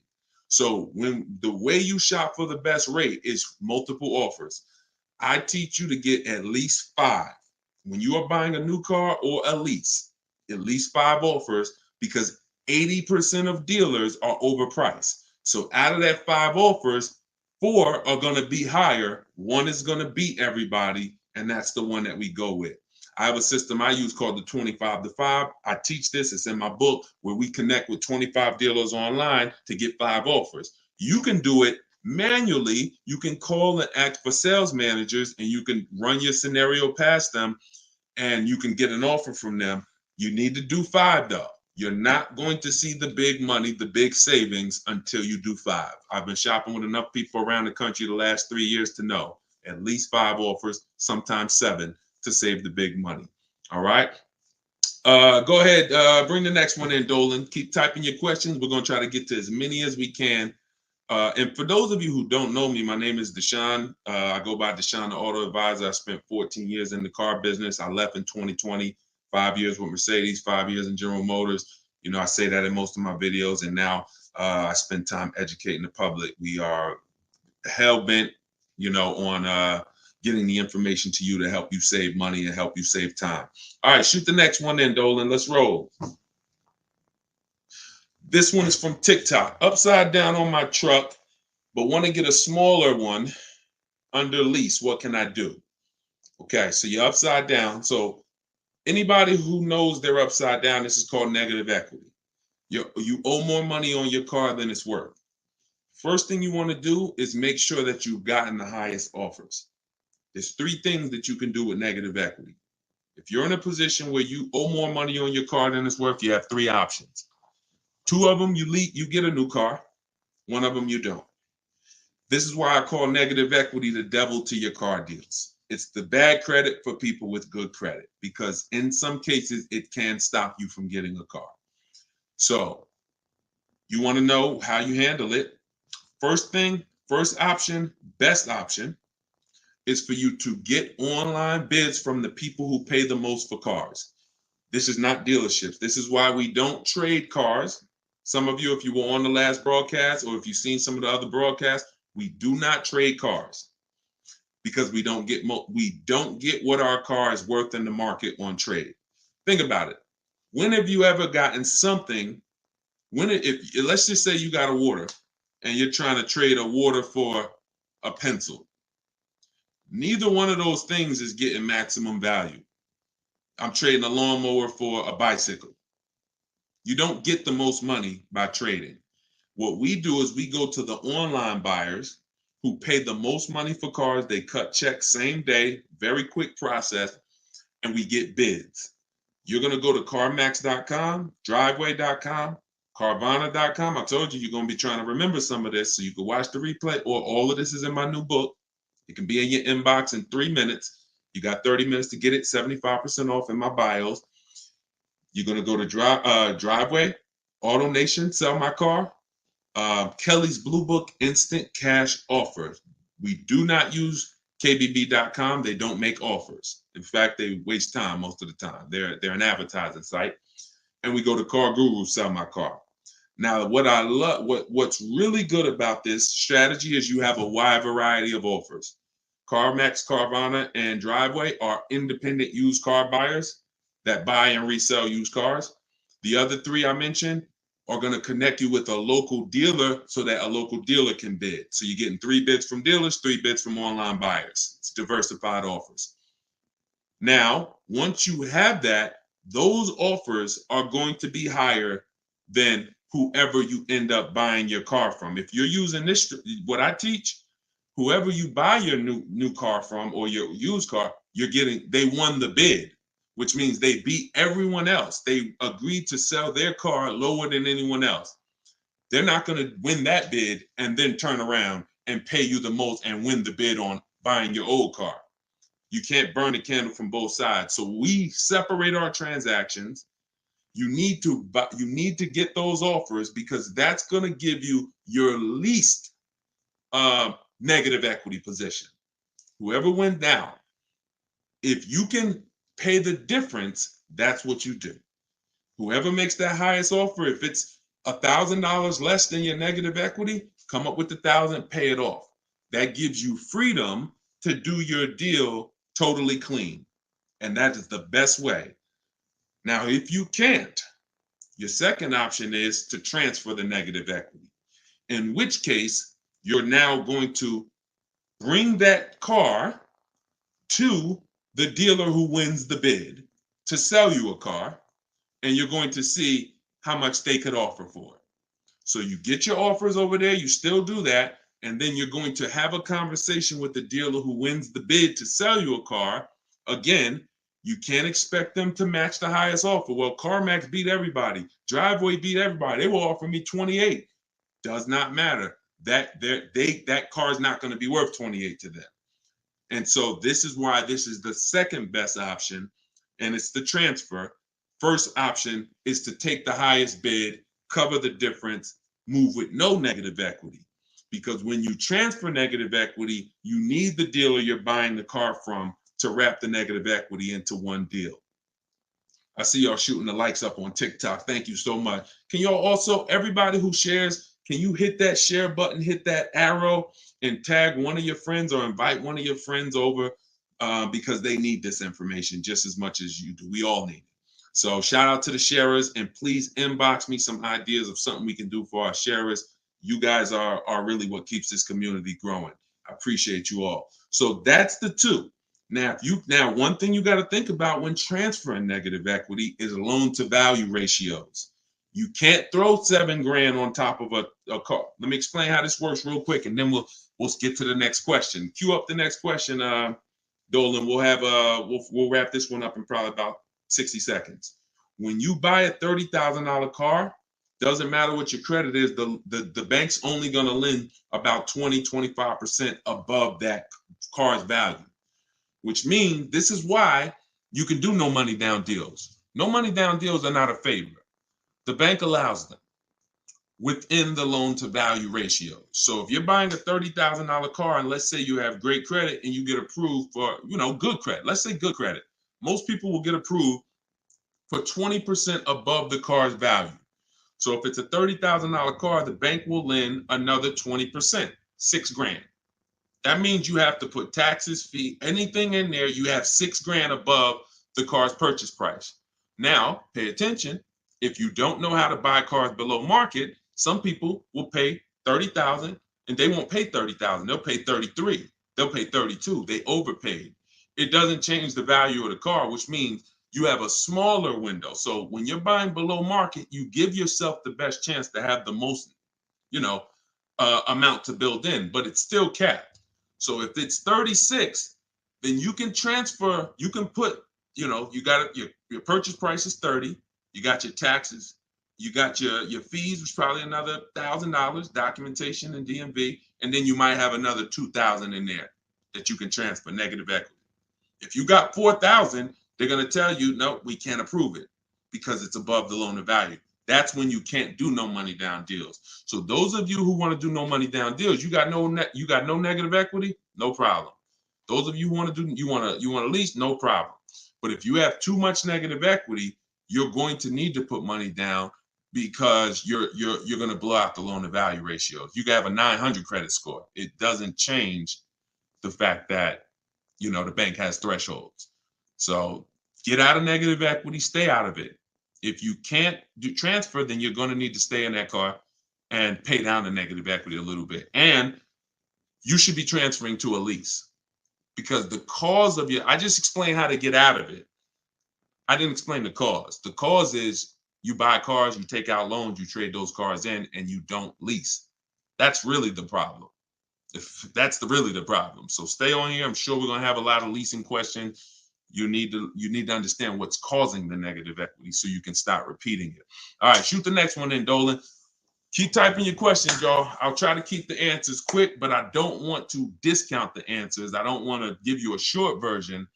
Let's go. This one's from TikTok. Hi, I have a lease. I have my lease have negative equity. Will that be a problem? You don't have negative equity on a lease. A lease has penalties. That means that what you've agreed to use, you've gone above that. So your mileage, you've gone above that. How many people have had the dealer say to them, come on in, we'll take care of the mileage, we'll take care of your old payments, come on in. How many people have people writing them saying, come on, we'll get you out of your lease early, or emailing you or calling you. Don't worry about the mileage. Here's what they're doing. I see, this is very common. So you're not the only one. I told you, many of you are getting the same calls, the same emails, because those are templates.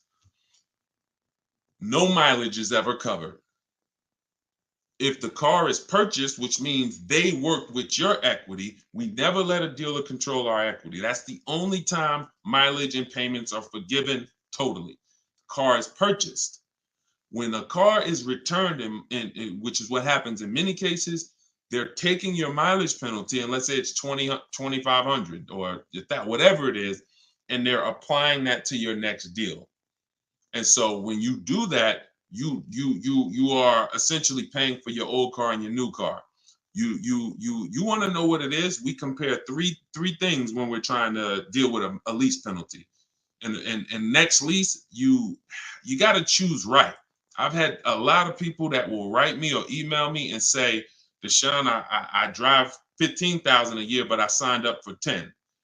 That's so you're gonna ruin, or at least not even ruin, you're gonna hurt your lease experience to save $40 a month. You could have just got the 15 and paid the additional 40 for the usage and enjoyed, but now you wanted to save the $40 and you didn't get enough mileage. So don't blame the lease. When you hear people say this, oh, I got all these penalties, it's because you didn't customize your lease the way you are supposed to for your lifestyle. But in this particular case, do your equity assessment. That's the first thing you do. The person who asked this question on TikTok, follow the equity assessment process, call your bank, get the payoff, and then go on those websites that I mentioned who make cash offers. If you have a lease, when you're doing your equity assessment, go to those websites. It's going to ask you, is the car owned, financed, or leased? You want to put owned. Don't choose leased. All right. It's not important. You just want to put owned, because you're going to ask your bank when you call, do you have a third party restriction? If you do not have a third party restriction, you're with Toyota, you're with Chase, you can sell to the highest bidder, you can sell to anybody. If you have a third party restriction, now you need to sell to a local dealership of the same brand to get your equity. But that's the first thing you do. If you got mileage penalties, if you got payment, do your equity assessment. Nothing more important than that as a first step. All right. Go ahead, Dolan, shoot the next one in. We're taking questions from YouTube, Facebook, TikTok, and Instagram. Go ahead. Bring the next one in, Dolan. This one's from TikTok. All right, make sure, listen, bring some of those people in from YouTube and Facebook. We're doing a lot of TikTok. Does damage to a vehicle decrease the trade-in or cash value significantly? It does. It depends on how significant the damage is. On a lease, they allow wear and tear. So you're expected to have little brush scratches, little dings, little dents. That's normal. If it's damage that's like, a baseball size dent, or the tires are completely bald, that means you need new tires. Yes, these things affect your value, because whether you own a car or not, anything that'll make a person be like, oh, I got to put that money into that, that affects your value. If they look and say, all right, I see the car was keyed on the right side, I got to put money in, that affects your value. But I always say, don't repair anything that doesn't dramatically increase your value. Don't repair stuff where, all right, I could go and I could get these little nicks touched up. It'll cost me like $700.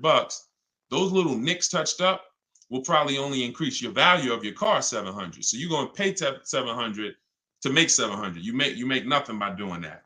Now, if it's something that, like that you can, like a big issue, I say this a lot. Those of you, if you have a transmission or an engine issue, it's much better to get the transmission, get the engine fixed, get the car in a good position, because you might spend $2,000 or $2,500 to get a rebuilt engine, but it increases the value of your vehicle by $5,000. Those are repairs that are worth making. Little stuff like that. But yeah, go ahead, shoot the next one in, Dolan. Okay, this one's from YouTube. Would you recommend new or used for a family with a current? Okay, would you recommend used or new for a family with a current car loan for a car but need a bigger car? Plan to keep both for 8 years plus. Okay, so good. So Brianna knows about the 8-year rule, which is if you're not buying and keeping your cars 8 years, you're losing thousands of dollars not leasing. So she's already said, I'm keeping my car at least 8 years. So great.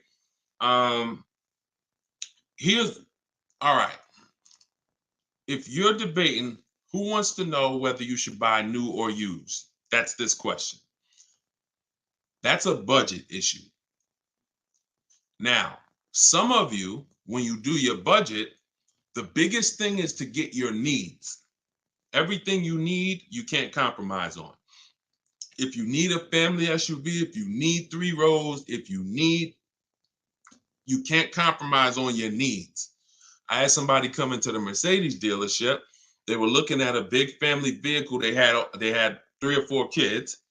And when I worked at Mercedes, and they said, all right, once we did the pricing, even at our best offer, it was way above their budget. And what they said was, well, what about the smaller one? What about the next size down, which didn't have a 3rd row? I said, let me ask you a question. Didn't you tell me you needed a 3rd row for the kids? Yeah, I do. Yeah, you're right. Now, many people have done this. When the price gets compromised, they take out a need and go for a want. Big mistake. Big mistake.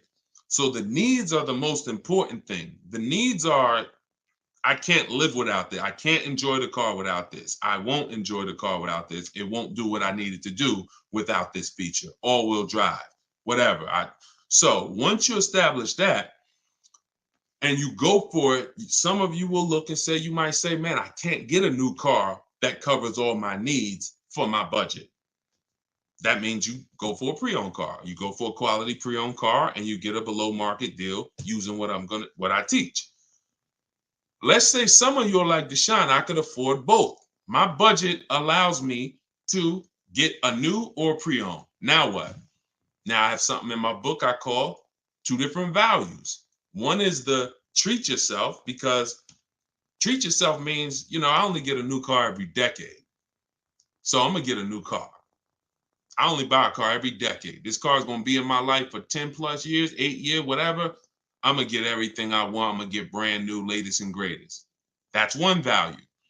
Next value is I'm going to get all my needs. A lot of my wants, probably all my wants, get a pre-owned version, knock 30, 40% off the price. And that's another value. So that's how it works. It's a budget issue. And if your budget can afford both, then it becomes a values issue. That's it. Okay.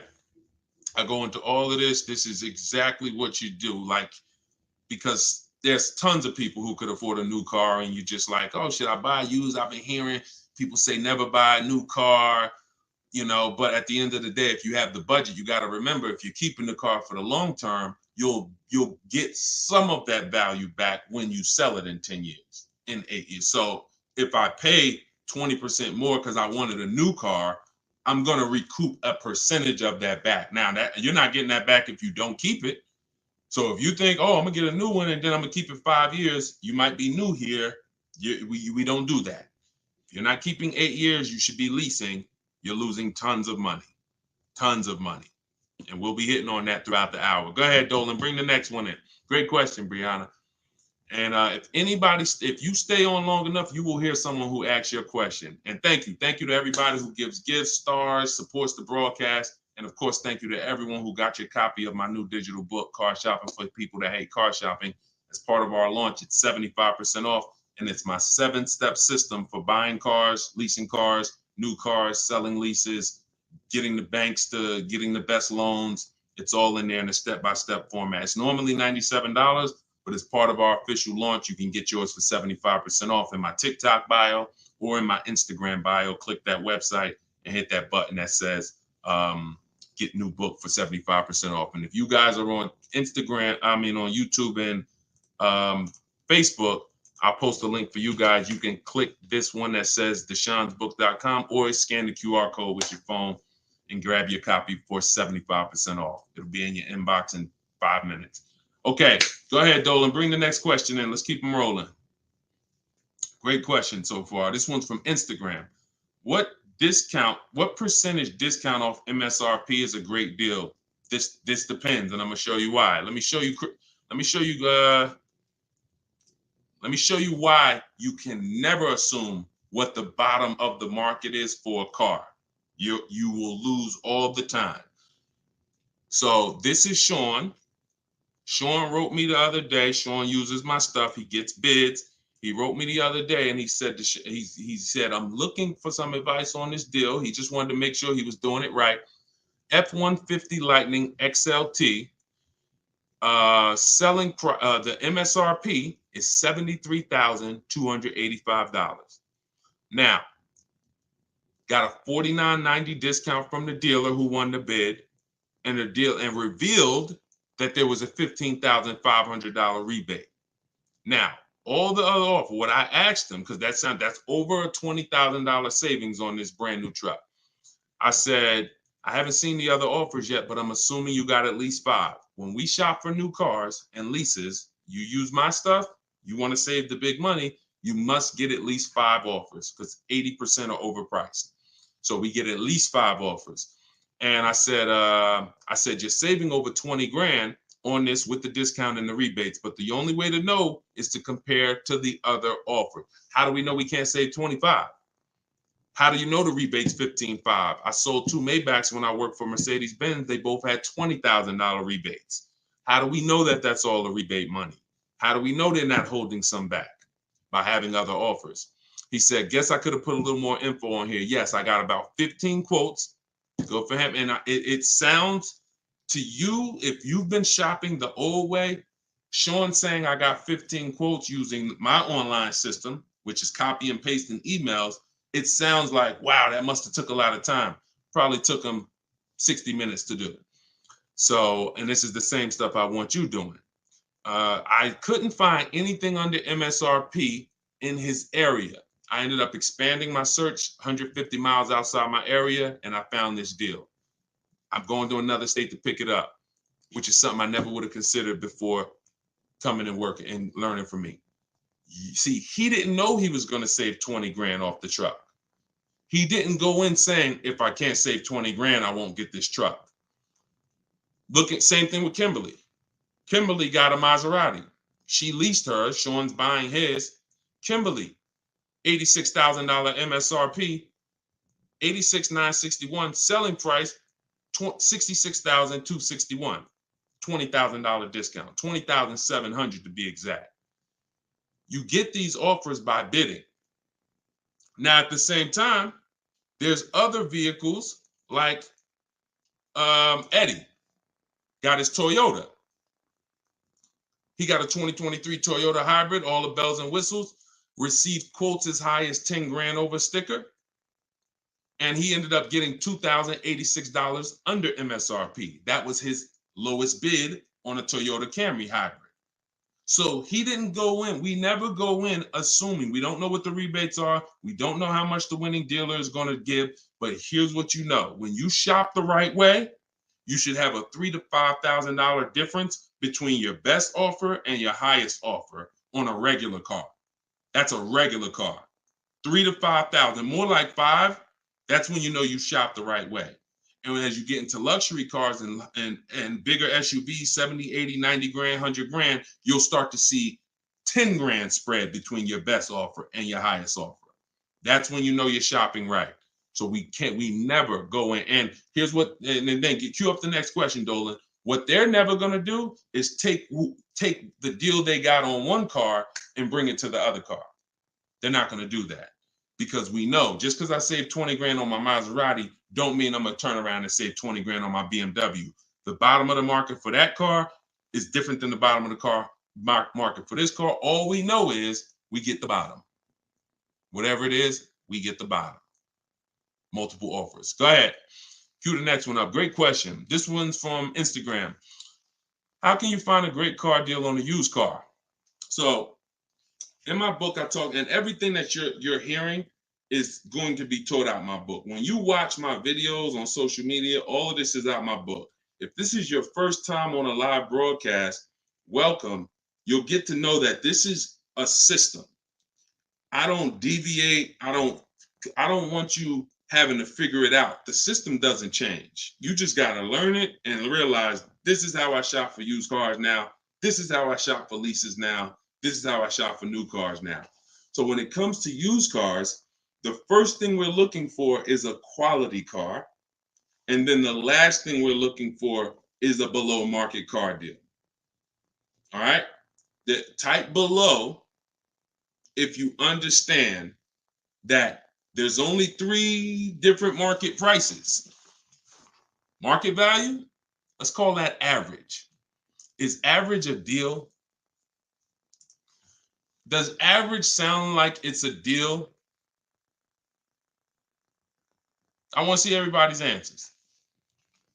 So y'all, I dialogue. So you might as well keep your hands quick, keep your hands next to your keyboard. Okay?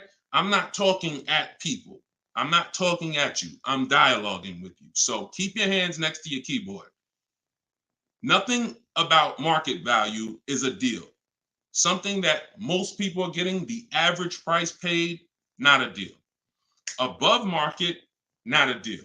That's even worse. The only thing we care about is below market.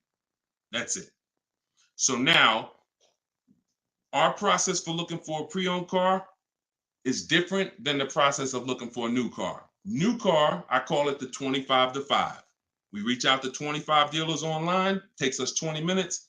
We're going to get 5 to 7 offers out of that. Used cars, we use something I call the multiple marketplace strategy. That means when you shop for a used car, who's going to be shopping for a used car either now or in the near future? Type the letter U. This answer is for you guys. If you're going to be shopping for a used car, either now you are or you're going to be shopping for one soon. Okay, so here's how you set this up. You want to look everywhere used cars are online. I compare this to if you were buying something like electronics, like a TV, you wouldn't just walk into a TV store. You would be online. I don't know if there's people that still overpay for TVs, but most people are not going to overpay for a TV. Not now. You're going to be online, Amazon, Walmart, Best Buy, everywhere. Everywhere there's a TV, checking prices, right? We bring that same thing to used car shopping. Cars.com is different than autotrader.com. That's different than cargurus.com. Yes, some of the inventory is the same, but some of it is different. Sometimes you'll see a price on Car Gurus and it hasn't been updated yet, and it's lower on Auto Trader. So you got to look at all the marketplaces. We use 8 of them. We use Car Gurus, Auto Trader, Cars.com, Carfax, Driveway, CarMax, Carvana, eBay Motors. We're looking at all this inventory. And what we do is we look, and the first thing we want to do is sort the prices from lowest to highest, because you can't get a below market deal if you don't know what the market is. Remember what I told y'all about 8 minutes ago? When you are shopping correctly, you should see a $3,000 to $5,000 difference between the best offer and the highest one. That doesn't change. And you might have been here on this side. Based on how you shop and the way you do things, you might have been either on average or above. The only way to guarantee you're getting below is you need to look at the market. You need to compare other offers, and I bought below. So we sort all those marketplaces, and we do it by low to high, because we need to know where the low side of the market is. Once we have the low side of the market, listen, who shared this? Because this is too good for you to keep to yourself. It really is. I know we in this particular day and age, it's like we gotta realize this is a battle of money, y'all. Your friends and family are right now, some of your friends and family are out there overpaying for cars, buying above market value and at market value, getting no deals, leaving like, oh, did we do okay? No, you didn't. So shout out to the sharers. Appreciate everybody who shares these broadcasts. So once you do low to high, now what you're looking for is to say, okay, low side of the market's about 22, 23. High side is 28, 29. Low side is going to be trash most of the time. Accidents, frame damage, title issues. That's okay. As long as we know where the low side is, we put on alerts so that every bit of new inventory comes to our phone. We get alerted when a new car hits the market, and we're now looking for that car. Now it needs to pass 3 things. It needs to pass great title history, incredible regular service records.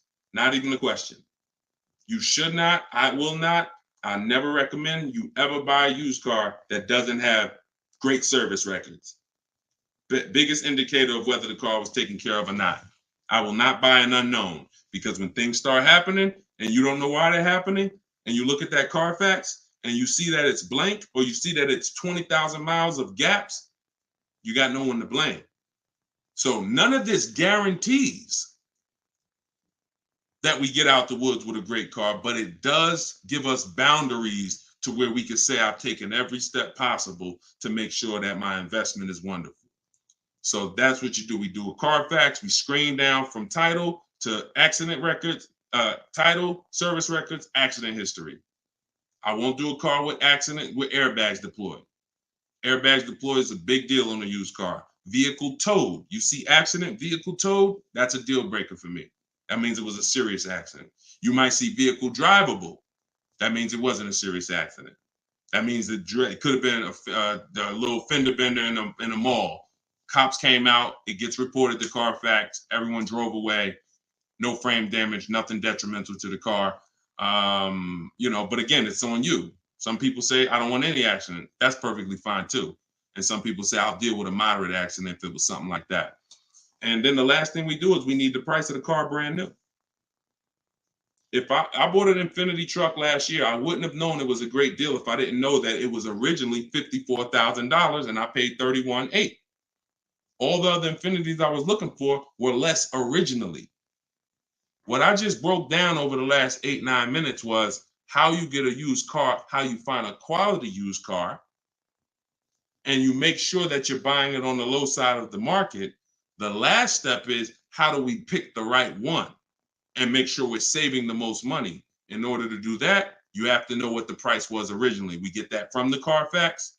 And if you don't have the Carfax, I don't buy Carfaxes on these websites, skip it, go right to the dealer site Many of you don't know. Well, I don't think any of you know unless you worked in a car dealership that most dealers have a contract with Carfax. Literally, you can go to the car dealership's website and you can get the Carfax. All of this is in my new book because some of you are sitting here like, you're like, man, Deshone, this is great. I'm not going to remember all of this. How can I get all of this in one spot? Get your copy of my brand new digital book, Car Shopping for People That Hate Car Shopping. 7 steps to saving time, money, and avoiding dealerships. That is part of my multiple marketplace strategy of how we get quality used cars below market value. My resources are in there, and you can get your copy for 75% off as part of our launch. Click my tick. Now, you only got 30 minutes. If you visited that site, you saw that timer. Once it gets to 0, price goes back up to $97, which is still a great price. If you missed it, yeah, listen, I missed it, but Deshone, I need this information. But if you get there before the timer, go to my Instagram bio, you get your copy for $24. Okay? This one's from YouTube. What are your thoughts, pros or cons on buying a vehicle in your business name? So there's a lot, oh my goodness, who's seen this? It's a lot of information out there, y'all. You got to be able to discern. It's a lot of bad information. Now, here's what I'll tell you. If you got a business where you're going to be transporting, where you're going to be using the car for business purposes, we've had tons of people. When I worked at Mercedes, they got commercial lines. Tons of realtors came and got Mercedes in their LLC. When I worked for General Motors, they got pickup trucks. They got commercial vans. Tons of people coming and putting cars in their business name. They were using them for business. What we have is we have a world right now where people want to make viral videos saying, put your car in your business name, but they're not going to be there when you get audited and you're writing off $400 or $500 car payments and you're not using the car for business. So let's get that out the way. Now, if you're using the car for business, you can simply shop, get your best offer, and then when they ask you whose name is it going in, it's going in my business name. You do a business credit app, and you personally guarantee the loan. If someone's teaching you how to get cars without personally guaranteeing, then go learn from them. And I always say, combine, because they overpay for cars. I've never seen people that overpay for cars like business people putting the cars in their business. They just say, doesn't matter what you charge me as long as I can get it without signing for it. So you still need to pay the least amount for the car. But if they're going to teach you how to get cars in a business name without personally guaranteeing, go and learn. But yeah, that's what I have experienced. That's what I've experienced. It's not better. And you should be talking to a business accountant when it comes to, whether an LLC or C corp is better for your company. Many people don't have a business. They're just starting an LLC hoping to get a car in the LLC. If you got a real business, then you can pursue this. Call the accountant.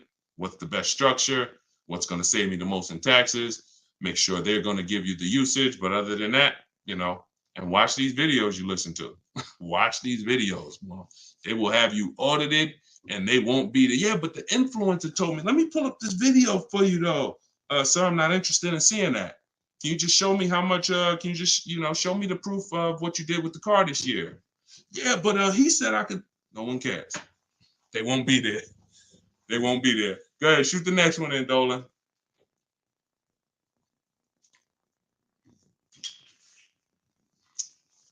All right, this one's from Facebook. And we're bringing questions from Instagram, Facebook, TikTok, YouTube. We'll try to get through as many as we can in the hour. Why do dealers try to sell you a used car starting with the MSRP and not what it's worth at the present time? Because their goal is to make a lot of money. They're serious about what they do. See, you may have been taught not to take the car purchasing process seriously, not to take learning the best way to save money on cars seriously. If you did, then you're as serious as them.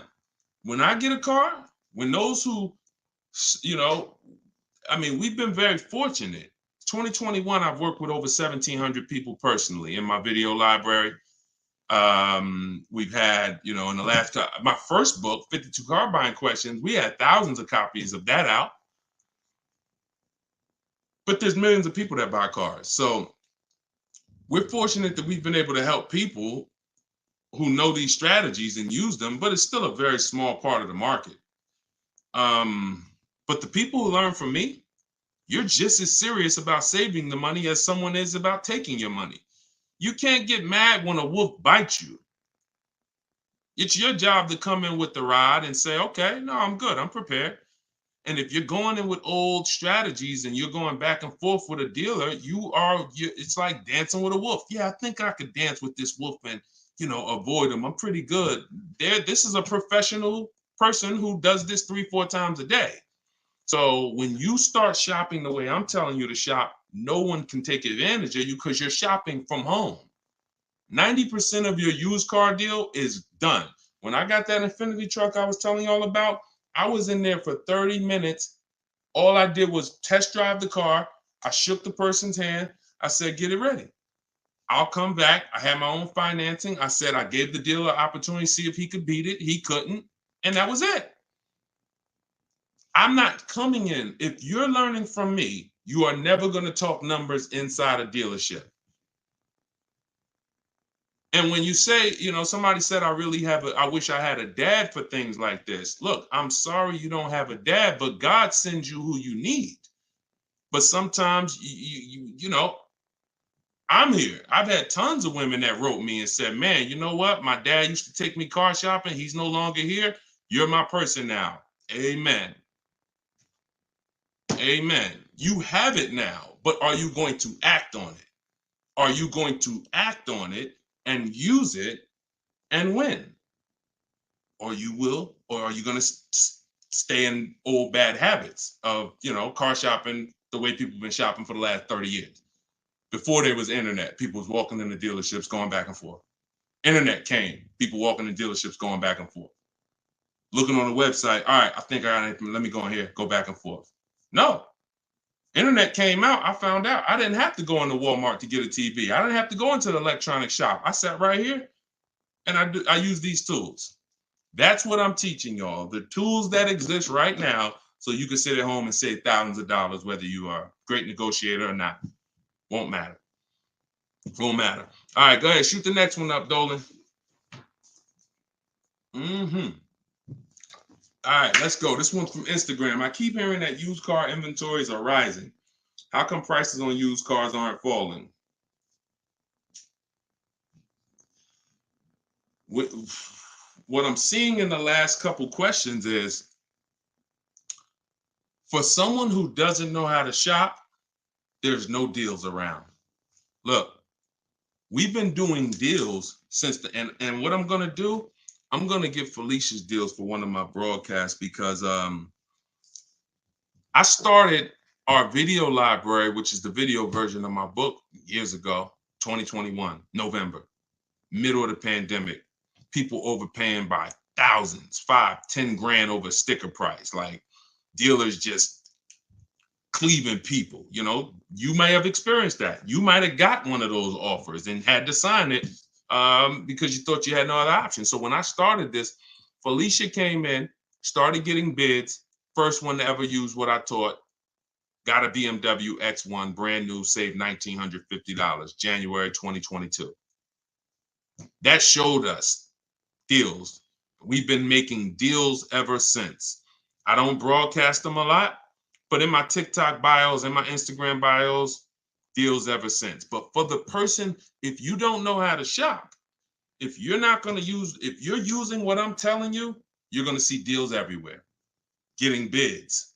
You're going to realize 80% of the dealers are overpriced. That's what they're supposed to be.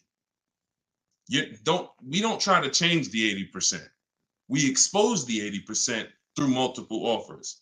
I don't go in and look at I just told you, we talked about below market, average market, above market. We're not trying to turn the people who sell cars above market and market value into the people who sell below market value. We're not. We're identifying below market offers by looking at multiple options. It's my two favorite words. And the more you learn this, when you use this, because this is not hard. This is 60 to 90-minute car deals. What you've been doing of going in and spending days in dealerships, multiple visits. Let me go back. I'm going to talk to them, see if I get another $50 off a month. All the deals that you're going to see here, look, this is Charles. Nope. Let me show the used car deal because Yankee fan asked about a used car. Look at this. Pierre just got a Mazda CX-5, saved 20% off the original MSRP 2022. Very big thanks to Deshone, educating and empowering me to control the entire purchasing process. You hear how he talk? Sound like me. Empowering me to control the entire car buying process. Use the perfect budget calculator. That's a calculator I invented that actually you get in my book. It's too much in the book for me to mention. It's a digital book, but everything I teach is in there, as well as calculators that I've invented. It says, really helped me figure out what I could realistically afford. And with the true value percentage calculator, true value is how much I'm getting off the original purchase price.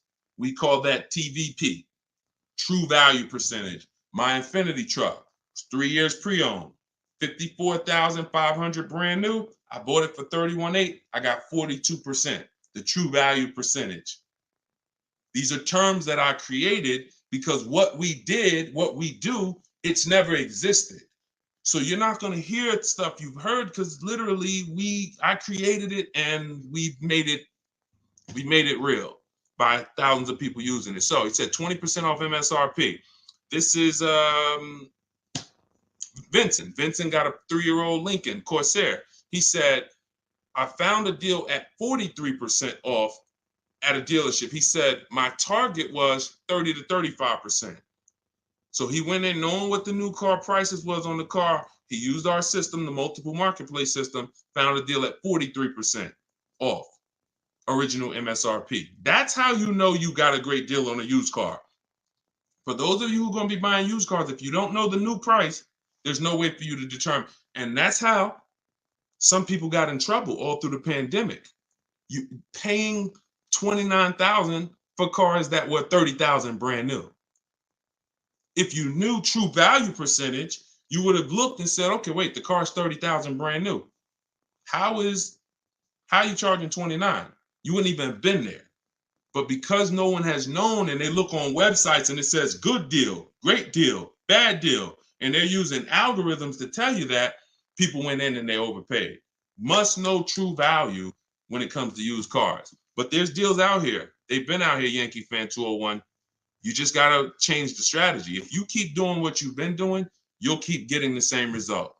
And we know that. That's the definition of insanity. Change what you do, change the result you get. All right, go ahead. Shoot the next one in, Dolan. This one's from TikTok. My car got stolen. Insurance is saying they want to fix it, but it's not in good shape. How do I get them to pay out? Your car got stolen. So, okay, so you got it back. Insurance is saying they want to fix it, but it's not in good shape. Isn't that the point of them fixing it? I don't really understand. You might have to add some more to that. It's stolen. It's not going to be in good shape if they've damaged it when they stole it. Now you're going to put in a claim. That's why you have insurance, so that you can have whatever damage was, and you're paying your deductible. So you're not paying if it costs $5,000 to fix. You're not paying $5,000. You're paying your deductible, and the insurance is fixing the car. Unless I'm missing something there. Go ahead, shoot the next one in. All right, here's another one from TikTok. What credit score should you have to use the 1.5% rule on leasing? Fair credit is good for leasing, 670 and up. If I couldn't qualify for a lease, my only goal would be to qualify for a lease, to get my credit where I could qualify for a lease. It's just too much money at stake. I have a 3-year lease that's finished in June. Is it possible to negotiate on the buyout price? No. I haven't heard of it. I'm not going to say no, but I haven't heard of negotiating on the buyout price. Buyout price is set from the day you lease the car. The bank knows what they're looking to get the car back for, what they're looking to sell it for. So, no, I've never seen a case, but I'm not saying it can't be done. I just have never seen it in my experience. And why would you buy the car? Because here's what I want you to be. Give me 1 second. Send up. We'll do William's question next from Facebook. But to everyone who's heard of something called lease to buy? Type of 1 if you've heard of something called lease to buy. Lease to buy. or if you've ever done a lease to buy. Okay? All right, I see Mike, I see Ray Ray, I see A. Marie. Okay, Miguel said I never heard of it. Okay, it's a horrible thing in most cases. The only time it makes sense is if you're keeping because here's what you're doing when you're buying your lease. The real question is not, should I buy my lease? The real question is, should I buy a used car or should I lease? You've already had the car for 3 years, leasing it. Now you have an option. The option is I could buy this vehicle.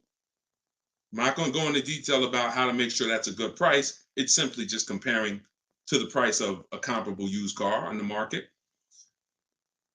But if you buy your lease, you're buying a used car.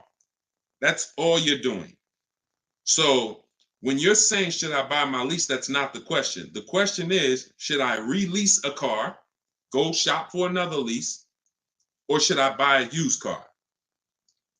Now, the downside about buying the used car, which is your lease, is you've already had the car for 3 years. Most people, to afford the lease buyout, you need to take another 6-year loan. So if your lease payment was $400 a month, usually when you buy your lease, to have around about $400 a month payment, you're going to need a 6-year loan on the balance. What is 6 plus 3, everybody?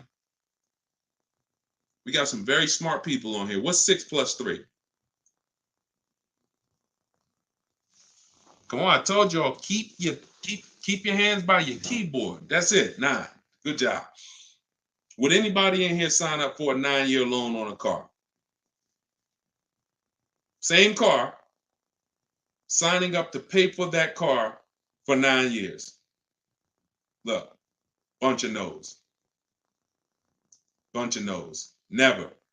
That is what many people are signing up for. Now, if you keep it, you can possibly, if you keep it for 11 years, you could possibly get some of that back.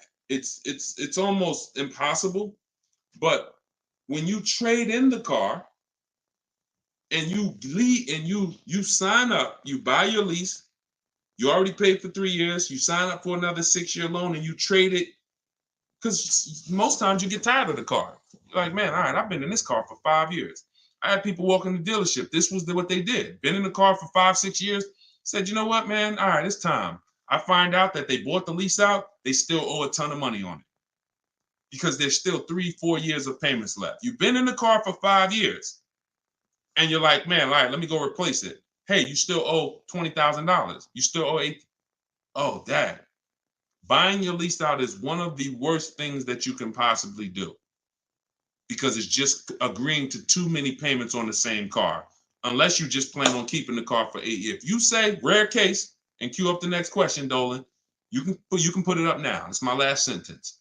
If you say, Deshone, I leased the car. I just fell in love with that car. I want to keep that thing until the wheels fall off. I'm going to keep it, and I'm going to just have it for the next 10 years. Then buy the car. You fell in love with it, and you're like, man, I want this car for the next 10, 12 years, then you can buy the lease. If it ain't that, it's one of the worst things you could possibly do. All right, William from Facebook said, I've been looking at a brand new 2023 Lincoln Aviator. It's been on a lot for months. You already lost me. Let me tell you why. We don't identify one car. If that dealership's at an 80% dealer, there's no way that we could get great deals on it. We don't lock in. Cars are cookie cutter. Cars are cookie cutter. That means whatever that car is, there's several of them around. There's no unique cars. This is an assembly line. Bloop, bloop. Thousands coming into the Northeast, going into the Southeast, going into the Midwest. Thousands. So when you look at a car, you have to see that like I see it. New car, used car, doesn't matter. There are hundreds of this car out there. And I need to make sure I connect with enough dealers to know, because you said 69,000 has been on there, they're asking, what happened if somebody else has a similar car and it's not selling for them and they're willing to give it for You don't know what rebate there is in there. You don't know, maybe Lincoln gave them a $5,000 rebate on old Lincoln, and maybe they're not discounting the car that much. Maybe they got a $5,000 rebate and they're only discounting the car $1,600. You don't know. And so that's why we stay at home. New cars, leases, we get multiple offers. You could do it my way, which is in my book. It's called Car Shopping for People That Hate Car Shopping. It's a digital book. Be in your inbox. You cannot talk, and you can use my email scripts and templates. We connect with 25 dealers online in 20 minutes. We're going to get 5 to 7 offers. Or you could do it your way, and which is a manual way. It's not even your way. It's a manual way. And you can call several dealers. I would ask for the sales manager, and you try to get 5 quotes. Either way, you need to get at least 5 offers because you have no idea what the best offer is. You saw it. We talked about this about 20 minutes ago. I showed you how much money Sean saved. I showed you how much money Kimberly saved. They saved 20 grand. If they would have got excited about 10 grand, very important. If they would have looked at an offer and said, Dad, this deal is taking 10 grand off of me. Man, this sounds too good, man. I got to sign this. They never would have got 20. You can't assume what the bottom is for a vehicle. That only comes through multiple offers. Everybody clear? If everybody's clear on that, type clear. If you're clear on that, this is for new cars and leases. The way we shop for new cars and leases is to reach out and get at least 5 offers. Once you do that, because you're never going to see how much money is on the line until you do this. Once you start doing this, I had somebody email me, said, man, Deshone, I just started doing this. I made a couple phone calls. I got 3 grand better than my first offer. I said, see what I'm telling you? See, multiple offers is how we buy everything. All I'm teaching you to do is buy cars the same way you buy everything else, the same way we buy every other product. And if you notice, the way you've been buying cars is not the way you buy anything else. You don't walk into stores and say, hey, come on. You don't do that with anything else. And I'm telling you, you don't have to. They've made you think you do, but you don't have to. You can sit right at home and control your car deal and have multiple people bid for your business. And that's what my entire book is about. Car shopping for people that hate car shopping, 7 steps to saving time, money, and avoiding dealerships. Why do I say avoiding dealerships? Because not only do I want to save money, I don't want to be in the dealership for more than 30 minutes. And I've leased 4 cars in the last 10 years, 3 Infinities and a Jeep. I've bought this Infinity truck. I have not spent more than 30 minutes in a dealership. Not only that, anyone who's learned from me has not spent more than 30 minutes in a dealership. It doesn't take that. So I don't want you to be like, yeah, Deshone, I used your stuff and I was in the dealer for about 3 hours. No, you didn't. No, you didn't. You didn't use my stuff. When you use my stuff, you're in and out of there in 30 minutes, tops. All right, so you can get your copy for 75% off as part of our book launch. In my TikTok bio, there's a website there. And in my Instagram bio, there's a website there. And just click that button. You got 30 minutes, though. If you visited that site, 30-minute timer started. Once it goes to 0, it's back up to $97. But you can get it for $24. And if you're on YouTube or Instagram, if you're on YouTube or Facebook, you can scan the QR code or you can go to deshonesbook.com, which is on the screen. All right, come on. We got time for a couple more. Go ahead. Cue them up. We'll try to do these last couple ones quick as possible, Dolan. Go ahead. Shoot the next one. And everybody getting value. If you're getting value out of this broadcast, can you type $? If you're getting value out of this, this is what we're going. Listen, I love doing these. Make sure when you talk to your coworkers, you tune in. Make sure you learn this stuff. This stuff is worth thousands to you. Nothing that I talk about will ever be hundreds. I'm not telling you to none of this is hundreds per month. But all right, this is from TikTok. How do I negotiate purchasing additional mileage after the lease agreement? Typically, they have a structure for that. If you're going to purchase additional mileage, you can call a leasing company. I know as long as, like I think I remember BMW and Mercedes, they used to let you do it as long as you weren't within like the last 3 or 6 months, and they just charge you for the mileage. I think they charge you, 15, whatever it is. It's a set thing. You're not negotiating it. You're just calling to add more mileage. Yeah. Go ahead. Next one. Listen, I'm gonna knock out as many of these as possible in the last couple minutes. Go ahead. YouTube. This one, bro, says his book is 75% off every time I see this live stream. And each time I go his website, the book is $100, no discount. Even when he claims to resend the code, it's $100. Sketch. It's your fault. You missed it. You missed it. That's an introductory offer. You missed it. It's not there anymore for you. Next question. And unfortunately for you, you're going to not pay $97 and you're going to overpay for cars because I could just tell by the way you talk. Send me your car deal. Remember him. Send me your car deal. Next car deal you make, send me the paperwork. I love to talk about it on the show. Be a learning experience for everybody. YouTube, got the book. I'm looking for a 3-year-old pre-owned car. Should I be looking for a 2021 or 2022 if I'm looking to buy this year? So when it comes to newer used cars, you don't typically see them. I'm gonna tell you why. There's only 2 ways dealers get used cars. Somebody trades them in, or they come off lease. Average lease is going to be 3 years. So you're not going to see many 2-year-old cars because not many people buy their car and go trade them in 2 years. Not if they're financially wise. You don't want to do that. So you typically have a harder time finding a 2-year-old pre-owned car than you do a 3-year-old pre-owned car. Now, in the case of I would still look. I'd look at a 2-year-old, see what you got, and if you can find something that is within the budget, 2 years old, then I would do that. I don't go older until I see that I can't find anything in the budget, and then I'll go older by 1 year, or I might include and start out looking at 12,000 per year average miles driven. You don't want to start expanding mileage or expanding going back older in years unless you have to. And each time you go back, you should see more inventory. You can start for the 2022. And another thing, one thing before you go to the next one, Dolan, I don't recommend looking at 1-year-old pre-owned cars. I'm gonna tell you why. Or even 2-year-old pre-owned cars before you see what the price on a new one is. Because you don't know how much, and I've had Julie is a perfect example. Let me see if I have her. I don't think I have her stuff here. I don't. Wait.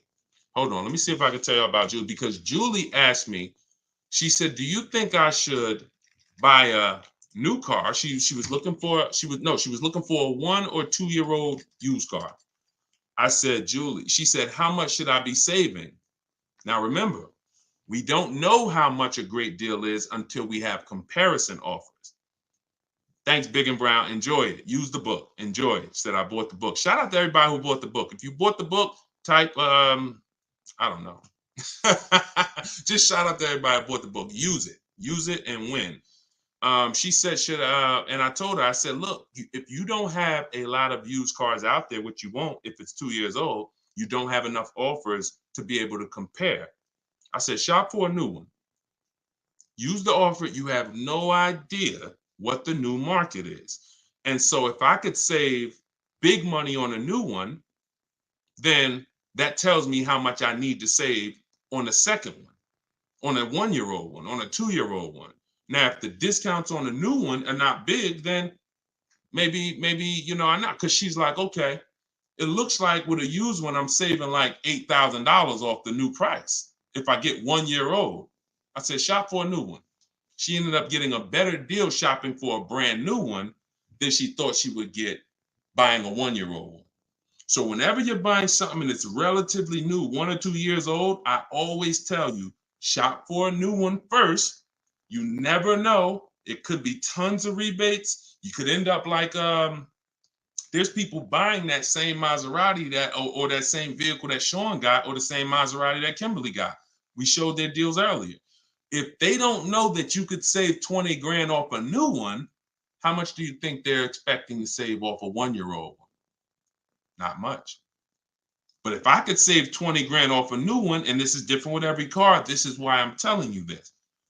If I don't know I could save 20 grand and I have no idea, that means for a 1 or 2 year old one, I better be saving 30. If I could get a brand new one, no miles, first owner, 20 grand off, and that's the market for the new one, then if I'm getting a 1 or 2 year old one, I need to save at least 25, 30. Does that make sense? Type makes sense if y'all are getting that. This is only for the people who are like, Deshone, I'm thinking about buying a 1 or 2 year old used car. I don't want one that's too old. You need to shop the new market first. Now, once you shop the new market, then you can shop the pre-owned market, but you'll have something to compare it to. Got to know what you can get a new one for, or you'll overspend for that 1 or 2 year old one. All right. Preston said, got the book. Oh, we already read that. All right. Let's go throw another one in. Go ahead. Throw another one in. Let's go. TikTok. How do I negotiate purchasing a deal? All right. We already did that one. All right. I think, okay, another one. TikTok. I'm going to look at new Audis this weekend. Plan on paying cash. What kind of things should I ask? How long are you keeping the car? How many years are you keeping the car? Miley MK. Miley MK said, I'm going to look at new Audis this weekend. Plan on paying cash. What kind of things should I ask? How many years you keeping the car? We never talk numbers in the dealership. Remember that? You're there to decide if you even want the vehicle. That's what we're there for. See, I have something in step 4 of my book. You'll hear me talk about this. It's called shopping, not buying. We don't buy, and I don't even think he's on here because he's not answering. But for those of you who have a similar question, let's break this down. When you go in to look at a car, if it's a new car or a lease, you're there to test drive, and that's it. That's all you're there for. We're never going to talk numbers. We are never going to talk numbers in the dealership. Our deal is made from home. New cars, we make our deal through getting bids. We accept the bid from home. Many of you, you're going to have your new car delivered, which means 100% of your transaction will be done from home. Sometimes the dealer that wins the bid, they don't deliver. And so you're going to go pick it up. 95% of your transactions done from home. Buying a used car, you're using those marketplace strategies that we talk about. That's in my book and that I went into detail with. And then you're finding your best deal. You're verifying fees. You're doing all of that from home. By the time you get to the dealership, the only thing you're doing is test driving the car and you're locking the deal up. Deal is done from home. We are not going into dealers looking for a deal, to make a deal. Our leverage is at home. That's where we can talk to multiple dealers. That's when we can get multiple options. You have no leverage inside a dealership. You're going to get emotional, some of you are, and you're going to be like, oh, and you make a mistake, you overpay, and you can't compare. So we are only there to test drive. That's what you're there for. Go drive the car, see if you like the car. If you do, get a card, come home, get offers from home. That's it. And when you do this, you'll start enjoying the process. See, sometimes people say to their children, hey, y'all, hey guys, I got some exciting news. This weekend, you know what we're gonna do? What, Daddy? We're gonna go out and we're gonna look at cars. We need a new car, and we're gonna go, and I got 3 cars. We're gonna go and we're gonna test drive this one. I want y'all to see in it, make sure y'all feel good in it, and then we're gonna go drive this one, then we're gonna go drive this one, and then we'll come home, we'll talk about it. Oh, that sounds like fun. Oh, that's great. That's great. Now you go there, you're test driving, sticking to the plan until Dad gets looped in. Hey, we got incredible deals today. Today is our big sale for the month. Oh, really? What kind of sale? Well, the owner said, we're way behind our goals. So he basically told us this morning, anybody who comes in today, like, we're not turning away any reasonable offer. Oh, wow. Okay. I was planning on going to look for some other cars. Is this something that'll be here like after the weekend? Actually, the owner said it was only today. In fact, he said we was going to sell 10 cars. We already sold 7.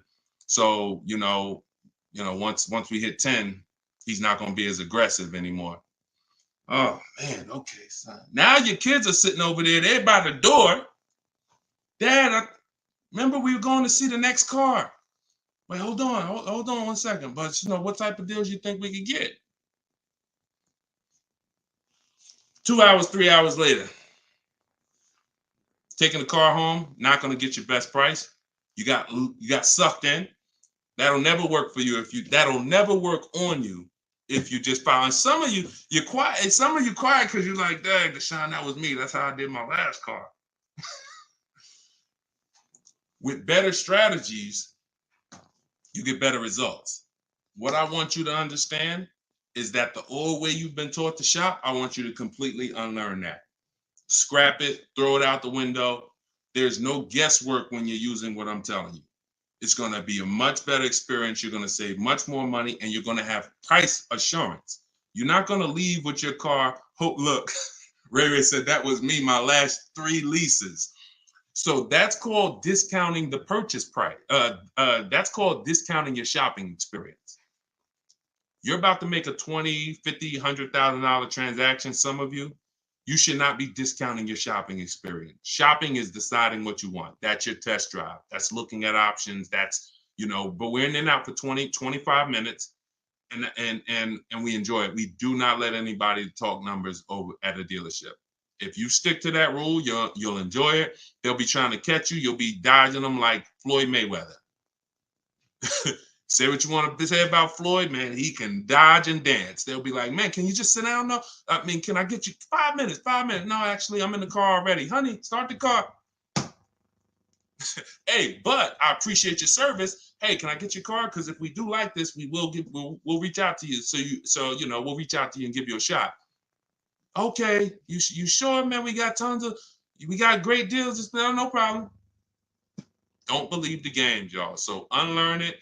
All of this is in my book. I want you to use this process. It's normally $97, but as part of our new release, it's 75% off. It'll be in your inbox. That's part of my multiple marketplace strategy. This is when you're in control. This is when no one can force you. You don't have anything to think about because you're not talking. Everything's done by email. So you can have my book, your copy, in your inbox, in my TikTok bio, in my Instagram bio, 75% off for 30 minutes. Get your copy for $24 and use this stuff. All right, Jack said, I got the book. Wonderful. Good. Does the book give you a one-on-one phone call with you too for $24? Absolutely not. And I don't do one-on-one phone calls with anybody. No disrespect. I've been blessed. I can help thousands of people. That's what I do. I help lots of people at once. Your situation is not unique. As much as you think it's unique, there's hundreds of people, many on this particular broadcast, that are in the same situation as you. So being that there's no unique situations, there's no reason for one-on-ones. All you got to do is just use the process, trust my process, and get offers. And last thing before we leave, this isn't building a rocket ship. Getting multiple offers is something that is not hard to do. You just haven't been in the habit of doing it.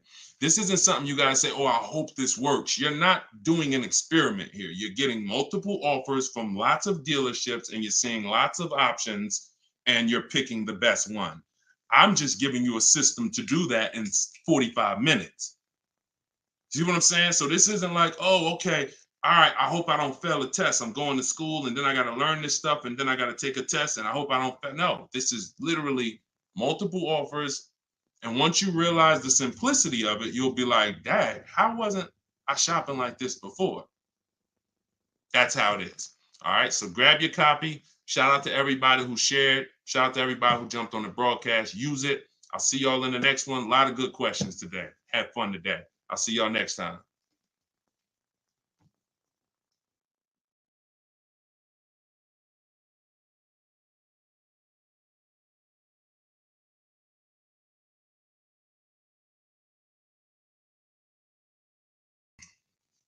And welcome.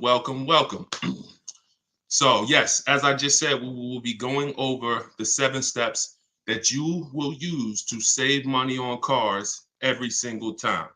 These 7 steps are predictable. I don't care what situation you're in. I don't care if you have negative equity. I don't care if you have a lease that you're replacing. I don't care if you have no car. These 7 steps, if you use them, you will always make sure you miss none of the money in the car deal. So shout out to the sharers. Could everybody, as you come in, hit that share button, and let's get into it. Send your questions in, and we'll get right to it. As you send your questions in, let me start with this. The first step is the most important question. A lot of people say, Deshone, what's the first thing I should do? Or what's the, I'm trying to get a car. Most important question is buying versus leasing. I know a lot of you, some of you, you've been programmed to, that makes your skin crawl. Oh, leasing, I never lease a vehicle. That's costing you money. That mindset right there, whoever you got it from, you need to give it back to them. Because they never explained it to you. They probably just ranted to you. And if you don't understand leasing, I'm just telling you, it's bad news. You've lost thousands of dollars already. It's not that you're going to lose. You'll continue to lose if you don't understand it. But as long as you stay with me and you understand, you really make up your mind that I'm not going to believe bad information. I'm not going to believe information somebody told me and been telling me for 10 years, and they never told me why. They just said, don't do this. We are not that generation. You're not going to rant at us. So let's see. What's up? Good to see you, Alchemy Elegant. I used to sell for 2 dealerships. Okay, good. Good for you. Leasing is perfect for us. See, so I'm glad we're starting to see more people who understand. And the more and more people who understand, the more they're going to tell people, and the more people are going to understand. But we still got a large percentage of people in the country who have no idea about leasing. They've been taught by many financial advisors that they should never lease, and that's costing them money. So we're looking to set you free from that. If you purchase a car when you should have leased it, there's no way to get a good deal. Deshone, what you mean by, I'm telling you, beyond a shadow of a doubt, you could save all the money in the world on the car, but if you purchased it when you should have leased it, you're going to pay thousands more than you could have paid. And so as y'all ask questions, you'll see me constantly referring to these 7 steps that you can get. All of this is in my book. My new book is 75% off. It's a digital book. You can get it in my TikTok bio and my Instagram bio. It's called Car Shopping for People That Hate Car Shopping. 7 steps to saving time, money, and avoiding dealerships. And you can get it for 75% off in my bios, or go to deshonsbook.com, or click the link, or scan the QR code. Why can't I see the comments? I can't see the comments on Facebook. Are we good on Facebook and Instagram, YouTube? Okay. Yeah. Okay. We're good. All right. So let's see. Help. I'm into my 4th year of a 4-year lease. I'm a senior and need advice. Thank you. Lease is up March 2025. Okay. So first things first, you're never going to do a 4-year lease again, because it eliminates some of the benefits of leasing, which is a new car every 3 years. Car is usually always under warranty. So we don't do 4 years. We're paying too long on a vehicle we're giving back. The key with a lease is to make sure you're only paying a small percentage of the car's value. If it's a $40,000 car, we only want to pay 18 grand, 15 grand, 20, not even 20. You don't even want to get to half. You don't want to get to half. And when I told you all about the 1.5% rule, the 1.5% rule helped you see, if you add up all your payments, if 1.5% means you're paying too much for a car you're giving back. Whenever you're shopping for a lease, it's not about the monthly payment. It's about the total of the payments. It's about the total of the payments. So yes, we want the monthly payments to be low, and if we get great deals, they will be. If you shop around, do not believe these commercials. Do not believe a website or a commercial. Those are not deals, y'all. Those are not deals. I want y'all from now on to just ignore them. All right? Can type an I if you will listen to this. Here's why. Great deals are never going to be advertised. Never. Great deals are when the dealer barely makes any money. They make a little bit of money. Sometimes they lose money. That's a great deal. Dealer makes a little bit of money, or they lose a little money. We ain't putting nobody out of business. I'm here to tell y'all that you will never see commercials plastered all over and billboards advertising deals where the dealers make a little bit of money. It's not going to happen. So when you see these advertisements, you'll notice they're always with thousands and thousands of dollars down, no taxes, no fee. So pay no attention to those. The only way, y'all, that you will know a good lease deal is to shop for it. It's the only way, because they're not going to advertise it. And so when you shop the way I'm going to teach you to shop, where you're at home and people are bidding for your business, you are going to see that the deals that you're going to get are thousands below what those commercials say. So the first thing I want you to do, miss, with the 4-year lease, let's go to our system. I want you to look at my notes. I broke down each step for you in my 7-step process. Step 1 is the most important question, where we're deciding, should we buy or lease our next car? It's the foundation of our car deal. So the first thing you're going to be doing as you bring financial literacy into your car purchase, could we shoot the TikTok likes up? Could y'all, as you come in, just keep tapping the screen? Shout out to everybody. We already got about 300 people on here between all the platforms. So could y'all just keep tapping the screen and shoot those likes up? So the first thing that you're going to do is decide whether you're going to purchase a lease. It's paramount, because that's the foundation of your car deal. You save the most money by being on the right foundation. We talked in a different broadcast I did about how the long-term purchase is a winner. If you keep your cars 8-10 years, type me in the comments. If you're somebody who you keep historically, doesn't mean all the time. Thank you, Optima. But if you historically keep your cars 8, 10, 12 years, type me in the comments. Okay, I see you, Christy. Now, the other side of the coin is the people who who lease. Short term, you win, because you're going to pay such a small amount for the car. It's just, you never put the money in the car. But the middle ground is what we want to get away from. So if you put your deal on the wrong foundation, you purchased, but you should have leased. You leased, but you should have purchased. There's no way for you to get your best deal. It's over. You've made a critical error. So let's just say now, y'all got new information, you're moving forward, you're like, Deshone, okay, that's step 1. I'm going to decide if I'm a long-term person, which is an 8-year person.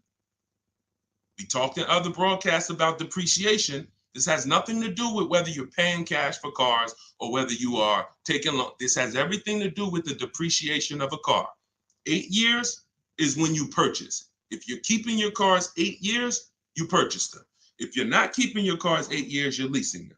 So that's step 1 in the book. That's step 1 in my process. Step 1 in how I teach. Now let's go to step 2, equity assessment. So, young lady who asked the question, she says she's a senior. I'm calling her a young lady, but she says she's in a 4-year lease. It's up in 2025. So now you've already decided you want to lease again. So step 1, check, done. Step 2, equity assessment. We must analyze the equity in our asset. If you have a car right now that you're replacing, if you have a car that you're driving, some of you want to hold on to that car. I don't usually recommend it unless you're a high mileage driver. I know some people like to have, or unless because having a car and not using it is like, for what? But let's just say you're going to replace your car. Now, you got to realize, y'all, your car is worth a different amount to different people. I want to let that sink in. Let that sink in. The car you have, the lease you have, who didn't know you could sell a lease? Type H for honest. So you got to be honest. If you want to win with me, you got to be honest and say, you know what, Deshone, I didn't know that, but now I know, and we're going to do better. If you didn't know you could sell a lease, that's already cost you thousands of dollars. What you're doing when you're dropping your lease off to the dealership or to a dealership, when you're trading your car in, some of you have been in the habit of trading your cars in. you're not maximizing the value of that asset. What you're doing is you're saying, whatever it's worth to the dealership that sold me the car, I'll take it. That's what you're saying. If that car is only worth $18,000 to them, but to another buyer, to CarMax, it would have been worth $21,000, you lost $3,000. If it would have been worth $22,000 to Carvana, you lost $4,000. If it would have been worth $23,000 to Driveway, you lost that money. So equity assessment means we're going to use the buyer market, and we're not talking about private parties. We're not talking about, y'all remember back in the days, if you wanted to make more money for your car, you listed it privately. Could everybody who's into financial literacy tag somebody or hit the share button? I'm very interested in moving forward with the people who are into financial literacy. We cannot do this mission of reaching people without you. And I appreciate when y'all hit that share button or you tag somebody. And not only do I appreciate it, they will appreciate it. Hold on. I just lost my volume on the iPad. Hold on. Let me know if y'all can hear me. Let me know if you can hear me on TikTok. I know y'all can hear me on the other platforms, but I might have just lost my volume on TikTok. So how do we do the equity assessment? Hold on, I'm waiting for confirmation for TikTok here.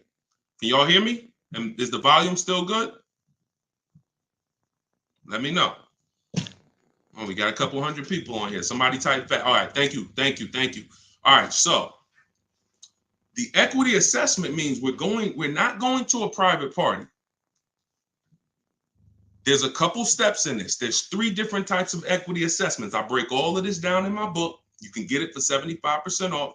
You won't leave the broadcast, but don't miss your time to get it for 75%. $97 is still great. We've gotten dozens and dozens of reviews for $97, but I want you to get it for 75% off. Go get it.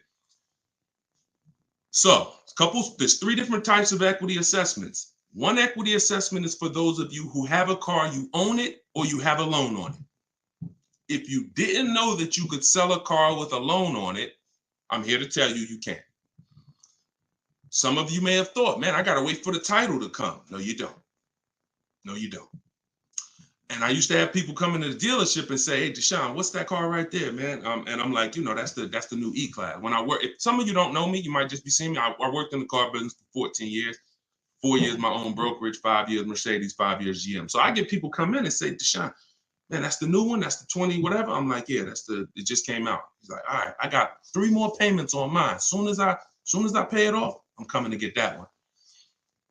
That's a person who thought, like, what? There's no benefit to you waiting. There's no benefit. First of all, you should be leasing because you're just buying cars, paying them off, trading them in, always having a payment. But outside of that, you don't have to wait for the title to trade that car and sell it, or, So some of you may have thought that. You can. So one equity assessment is for people who have a car you own. Second equity assessment is for those of you who have a car you lease. Third equity assessment is for those of you who have a car you lease and your bank put a third-party restriction on that lease, which means they limit who you can sell to. Very important. They don't limit you selling. They don't limit you selling.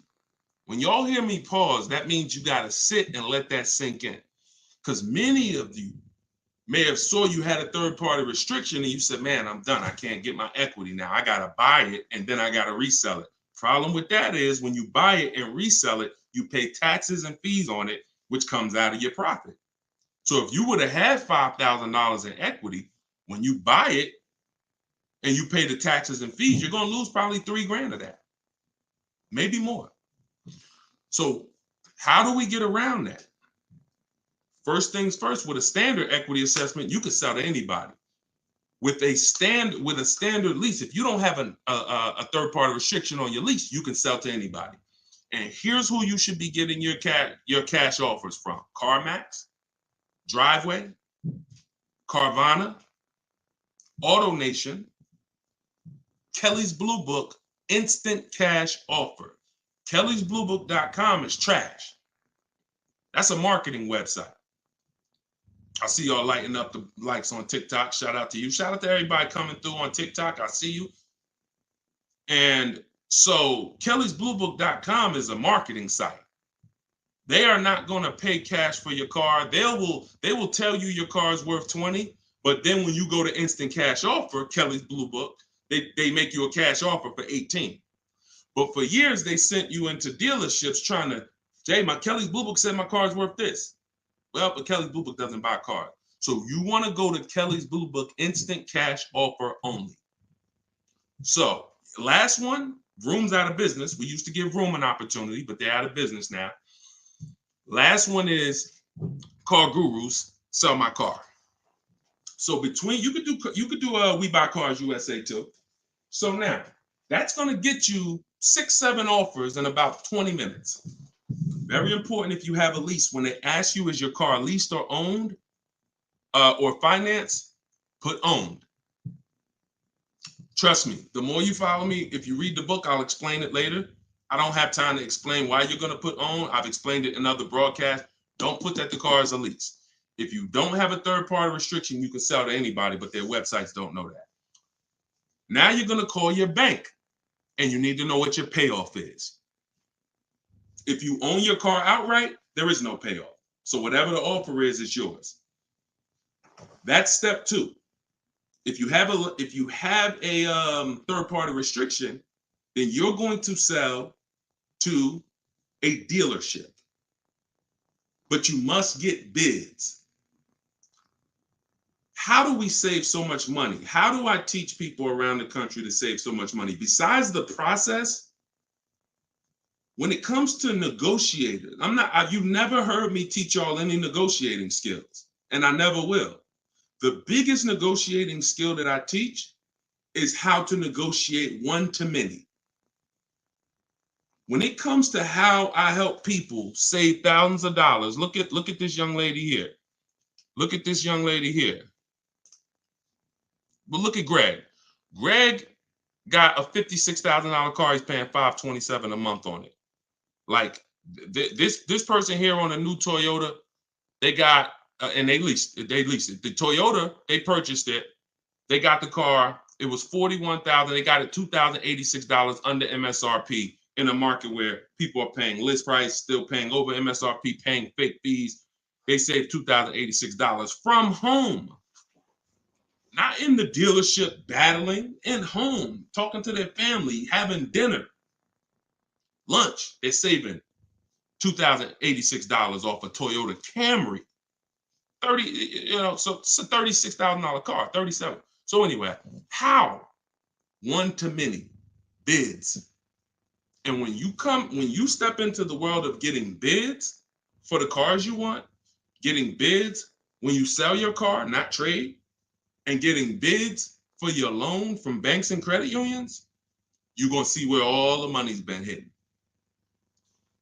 So that step I just broke down for you, young miss, who you said you're in the last year of your 4-year lease, you go and do that step before you do anything else. And if you have a third-party restriction, you're going to call, you're going to speak. I have a script in my book. All of this is in my book. You can get it for 75% off. If you got your copy, congratulations. You're about to save thousands of dollars on every car because leasing is in there, purchasing is in there, new cars, used car, high mileage drivers. Get it for 75% off in my Instagram bio or my TikTok bio, or you can scan the QR code on the screen, or you can go to deshonebook.com. So that's what you do. When you call your bank and get your payoff, if they tell you you have a third-party restriction, here's what you're going to do now. You are going to call local dealerships that sell the same brand as you. And you are going to talk to the used car manager because the used car managers want to buy your cars. You're not going to talk to a salesman. Everything that I'm telling y'all is super important, and you can't skip steps or say, oh, I know he told me call the dealership. No, I told you call the dealership and ask for the used car manager.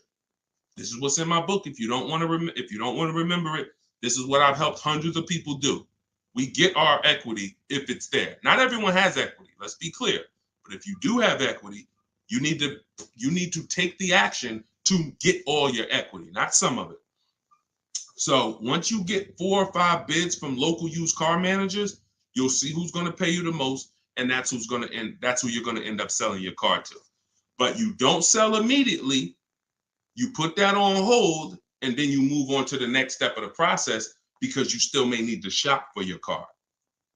I know that's what some of you are thinking, Deshone, well, I can't sell in my car if I haven't found my replacement. If you don't need a replacement, you're just selling an extra car, you cash out, you sell.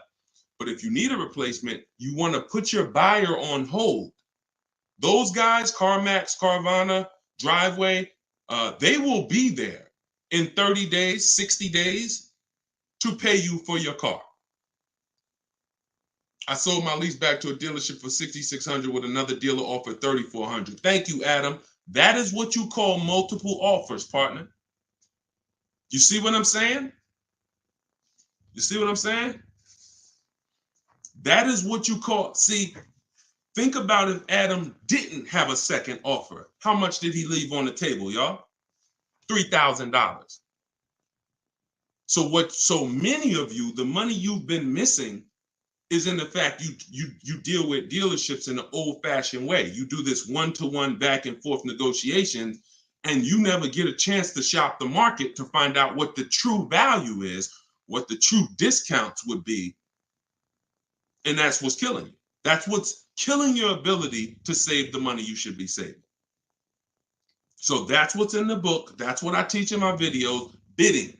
We're done with one-to-one negotiations. The people that learn from me, Greg, you just saw the person anyone who you ever see that says, Deshone, I use Deshone's 7 steps. No one's doing one-to-one negotiations. It's all bids. And they're following that system. So that's what you do first. Don't worry about anything else, but never do a 4-year lease again. Ever. Make the dealerships fight for your business. Exactly, Larry. Very well said. Make the dealerships and the banks and the credit unions, none of these people are our friends. Does not mean they might not be friendly, but anyone who has a vested interest in making money on you, it must be treated as a business relationship first. You earn the business first. Friendship, because the minute you don't earn my business and someone else beats you by $1,000, $2,000, $5,000, we're not friends. So let's just keep it business. And when we turned our car salesmen into our friends, we gained a friend, but we lost the ability to save thousands of dollars and know we are saving the most money every time. Sorry to tell y'all, many of you, who's had a car salesman they purchased, be honest, who has a car salesman they purchased from at least 3 times? Anybody on here? I see you. Good to see you, Optimum. I'm glad you got your copy. Enjoy it. Use it. Don't read that book. Use it. Who has a salesman that they have purchased from at least 3 times? Okay, couple people. Who has a salesman they purchased from at least twice? Same salesperson. At least twice.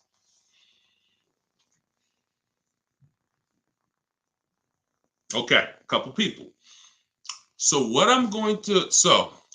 you're going to see is that relationship's going to change if you use what I teach.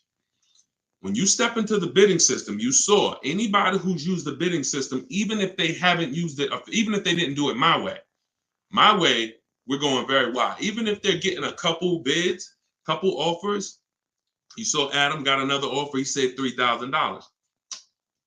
The relationship's going to change because what you're going to see from the salesperson who wants you to just keep coming to them, if they want to fight for your business, then the relationship won't change. If they want to say, listen, whatever you get, give me an opportunity to beat it, match it, whatever, or hey, here's my offer, that's different. But if they're not willing to, when you see that some of these dealerships are going to blow their offer away, that's going to have you open your eyes and say, Dad, wait, how'd you let these other guys, I've been dealing with you for 10 years. How'd this other dealership beat your offer by $2,000? Now you'll start to count and say, "Dag, I wonder how much I overpaid by just continuing to buy from the same person without shopping them." So that's what we do. Shout out to the sharers. Shout out to the people tagging. Shout out to the people who helped this. Listen, and I'm telling y'all, some of you who've been following me, you know, I do stuff for the people that help me. That's what I'm big on. Like I'm always come and get the information. But those of you who actually share, who tell your friends, who text this broadcast out to people, trust me when I tell you, we're going to find a way to do it. I don't know what I'm going to do for y'all, but I'm going to figure out a way to reward the sharers because, you know, and inbox me if y'all have any ideas.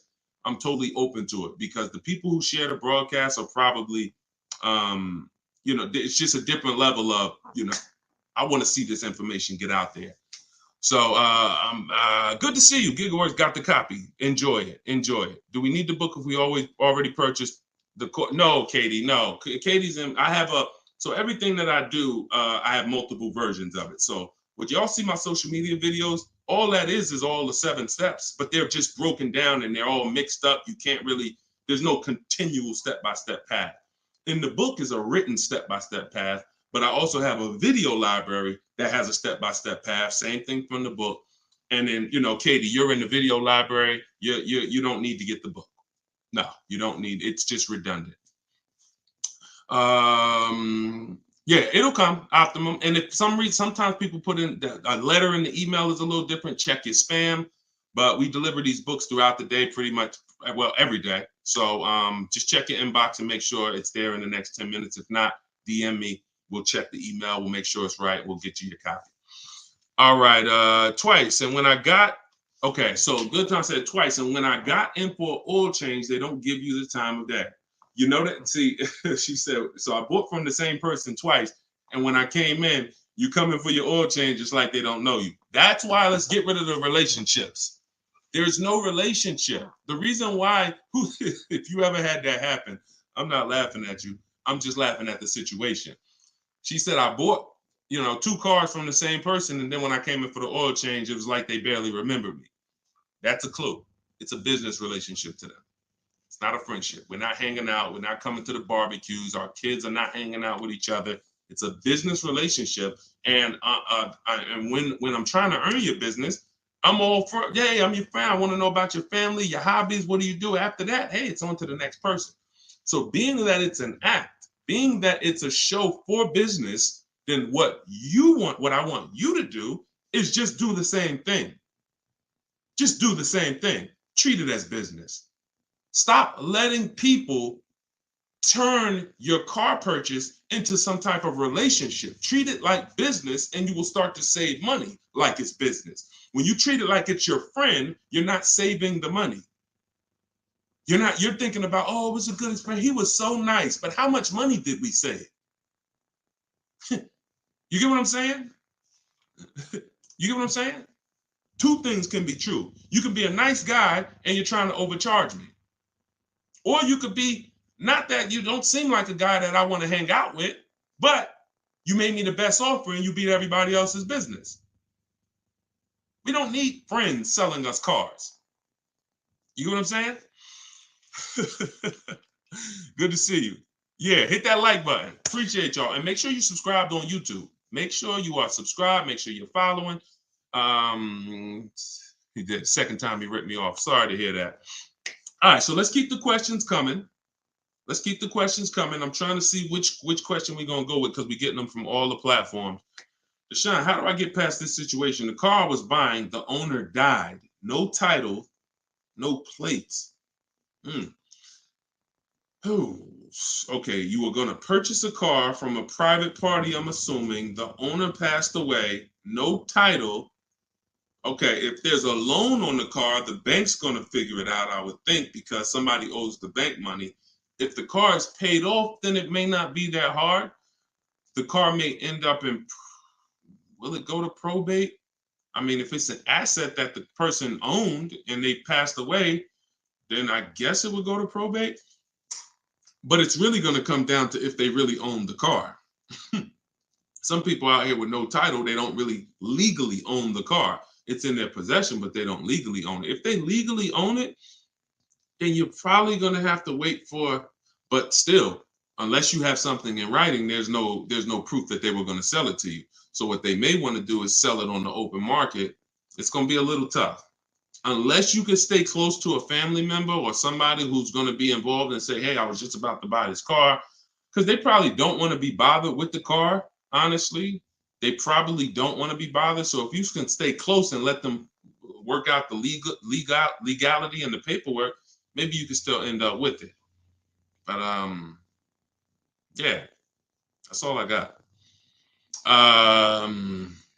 In-house finance. I don't know. In-house finance. How are you going to buy a car? Then who is the owner?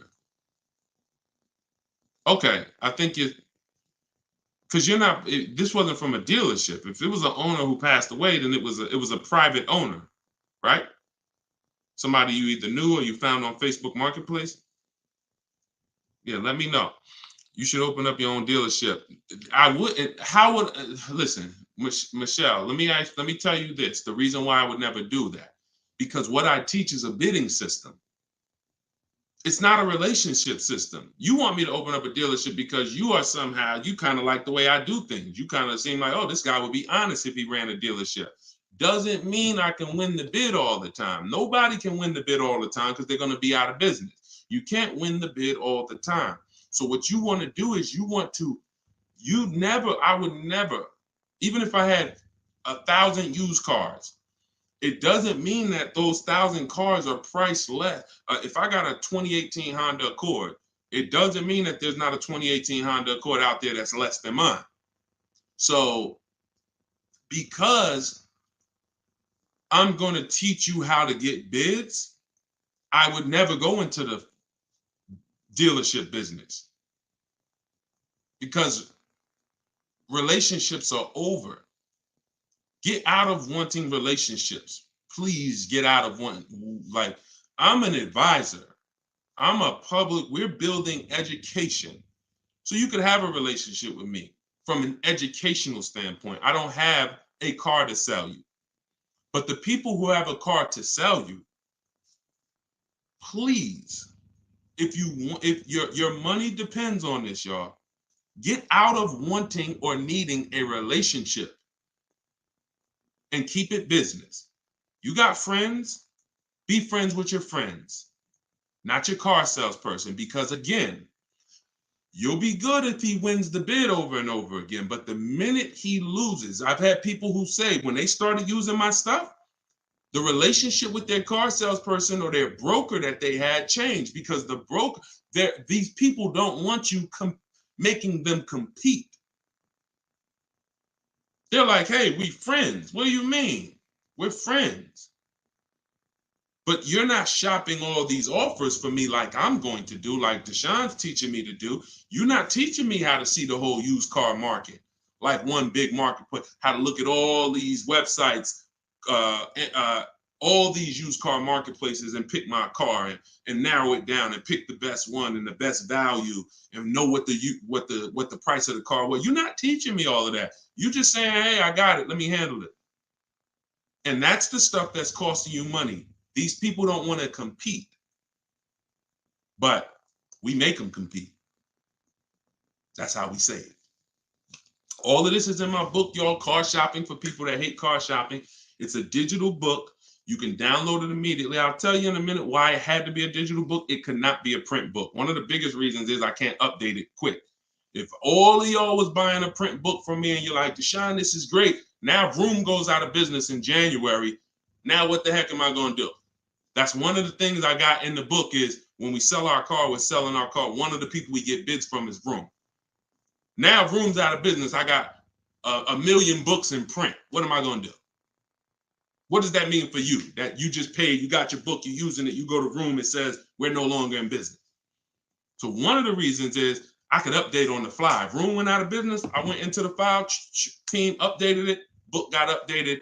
Everybody who had the book, when they opened the new file, there was no Vroom there. So that is what it's about. Get your copy in my TikTok bio. Get your copy in my Instagram bio, click the link, the website, or go to deshonsbook.com or scan the QR code and make sure it shows the 75% off price. As long as that timer hasn't expired, you still got time to get it at the 75% off. All right. I bought your book when it first came out. I'm upside down on 2022 Corolla by about 6K. Now, which book? Because I've written a couple books since 2021. My first book was 52 Car Buying Questions Smart People Don't Ask. This one is car shopping for people that hate car shopping. So if you have that book, if you have the new one, then you got it. It's updated. It's updated. Just go use it. Follow those 7 steps. Don't skip the steps. And the end result is guaranteed. Thousands of people have already saved money. Thousands gotten their best deal using the book. But I need to make sure which one you have. I like to get a Tesla. What should I do to get the new one? So the thing about Tesla, y'all, thank you. I appreciate it, Henry. The thing about Tesla, anybody interested in a Tesla? Type T. New one, a brand new one, not a used one. Anybody in the market for a brand new Tesla?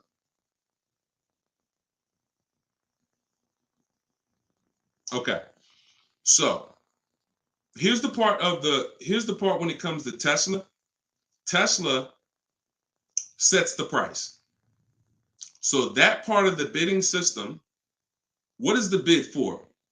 Why are we bringing a bidding system to our car purchases? Instead of trading, we get bids and we sell our car. We get cash offers, we sell. Instead of just going to one bank, we get bids from multiple banks. What's the goal? To make sure that we get the bottom price. Make sure there's not a company out there that would have sold us the product for less. Make sure there's not a company out there that would have paid more for our car. Tesla sets their price. So that part of the bid is irrelevant. That part of the bid is non-negotiable. Who I'm buying my car from is non-negotiable because they already set the price. But you still have 2 other steps. You still have 2 other things to get bids on. You still have the equity assessment. If you're replacing a car, you need to get bids. And you still need to do the bank bidding war. If you're getting a loan, you want to get bids for your loan. So 2 things still apply depending on your situation. If you're paying cash for a Tesla and you have no car to replace, then it's easy. You just go in, place your order, and then you get your car. If you're leasing a Tesla, now that's a whole different story. That's a whole different story because you need to be able to judge whether it's a good lease deal or not. Many people out here, and you're in leases that are way over 1.5%. You're paying way too much money for these leases. I get 50% off MSRP on Tesla cars. I work for Tesla. So you're telling me an $80,000 car, you're buying it for $40,000. Okay. I'm on from Michigan, turning my lease in this week. Need advice? Well, follow the steps. If you missed the first part of the broadcast where we were talking to a young lady who has a lease that's expiring next year, and I broke down, you can see in my description that I have 7 steps that we go through to make sure we get all the money in our car deal. We save all the money we're supposed to save. And step 1 is to determine whether you're buying or leasing. Step 2 is your equity assessment. We went over that. And that's when we're going to, before you, because you're about to return that lease. It sounds like by the way you're talking, you already have it set up to return that lease. But if you haven't analyzed the equity in that lease to make sure that there is no equity that you can cash out, then you are losing. You are absolutely losing. So what I would tell you is rewind the broadcast. If you catch it on Facebook, if you catch it on Instagram, if you catch it on YouTube, rather, you should be able to rewind the broadcast and catch that equity assessment, or you could just download my book right now for 75% off, and you'll have it right there step by step. Because if you have returned a lease over the course of your life and you did not do an equity assessment, there's no telling how much you gave back. Maybe you didn't give, but I'm gonna tell y'all who really gave back money. Anybody who returned a lease in 2020, 2021, 2022. Those 3 years, where cars were worth $7,000 to $12,000 more resale value, if you just returned your lease, then that should be that the money you lost should be so painful you never skip a step in the process that I'm trying to teach you again.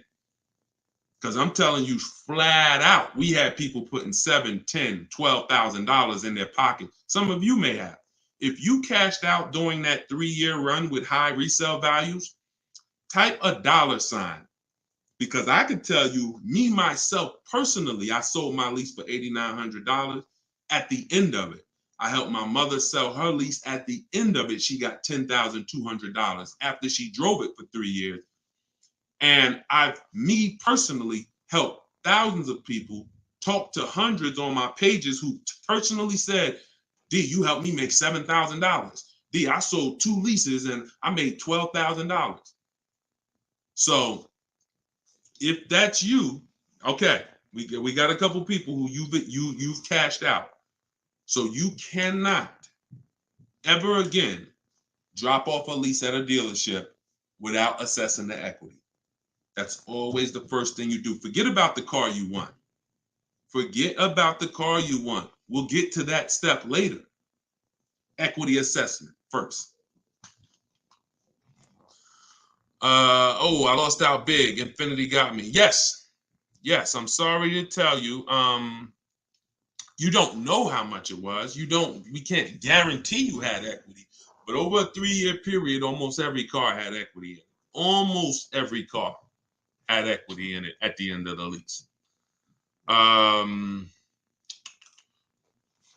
Karita said, actually, in the next 2 weeks, I was going to buy, but since I travel with work, I decided to lease for the next 3 years. So, Karita, the only decision, listen, y'all, who wants to know beyond a shadow of a doubt every time whether they should buy or lease a car? The reasons that I hear are not good reasons. What do I mean by that?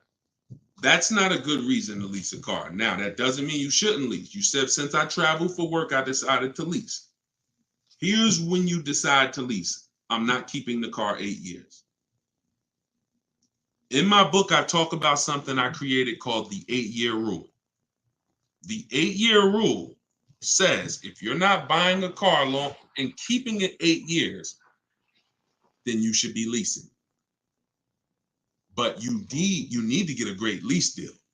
That's not just that don't mean just walk into a dealership and say, yeah, lease me the car. No, it's not that simple. But the foundation of it is based on depreciation. The car you purchase, not lease, the car you purchase is going down in value like this, daily. If your car is going down in value, if you sell during this period, you lost. Now, after about 7 years, you're going to see that it cools off, which means your car outside is worth $9,000. A year later, it's worth $8,500. It's not losing that much value. A year later, it's worth $8,000. You're on the low scale of the depreciation curve. But that takes time to get to. Those first couple years, you're losing value like crazy. Now, if you buy used, you're not losing as much value, but you are still paying more than someone who got a great lease deal. And not only are you paying more than someone with a great lease deal, you're driving an old car, they're driving a brand new car. So no matter what the guideline is, I want you to ask yourself this question. And everybody, when I ask you this, I want you to type what your answer is. How many years are you keeping your next car? Your next car. See, this is step 1 in the book. I laid out the 7 steps for y'all. And when you use this, you're going to see, I see why Deshone had me do this. This is where the real money is.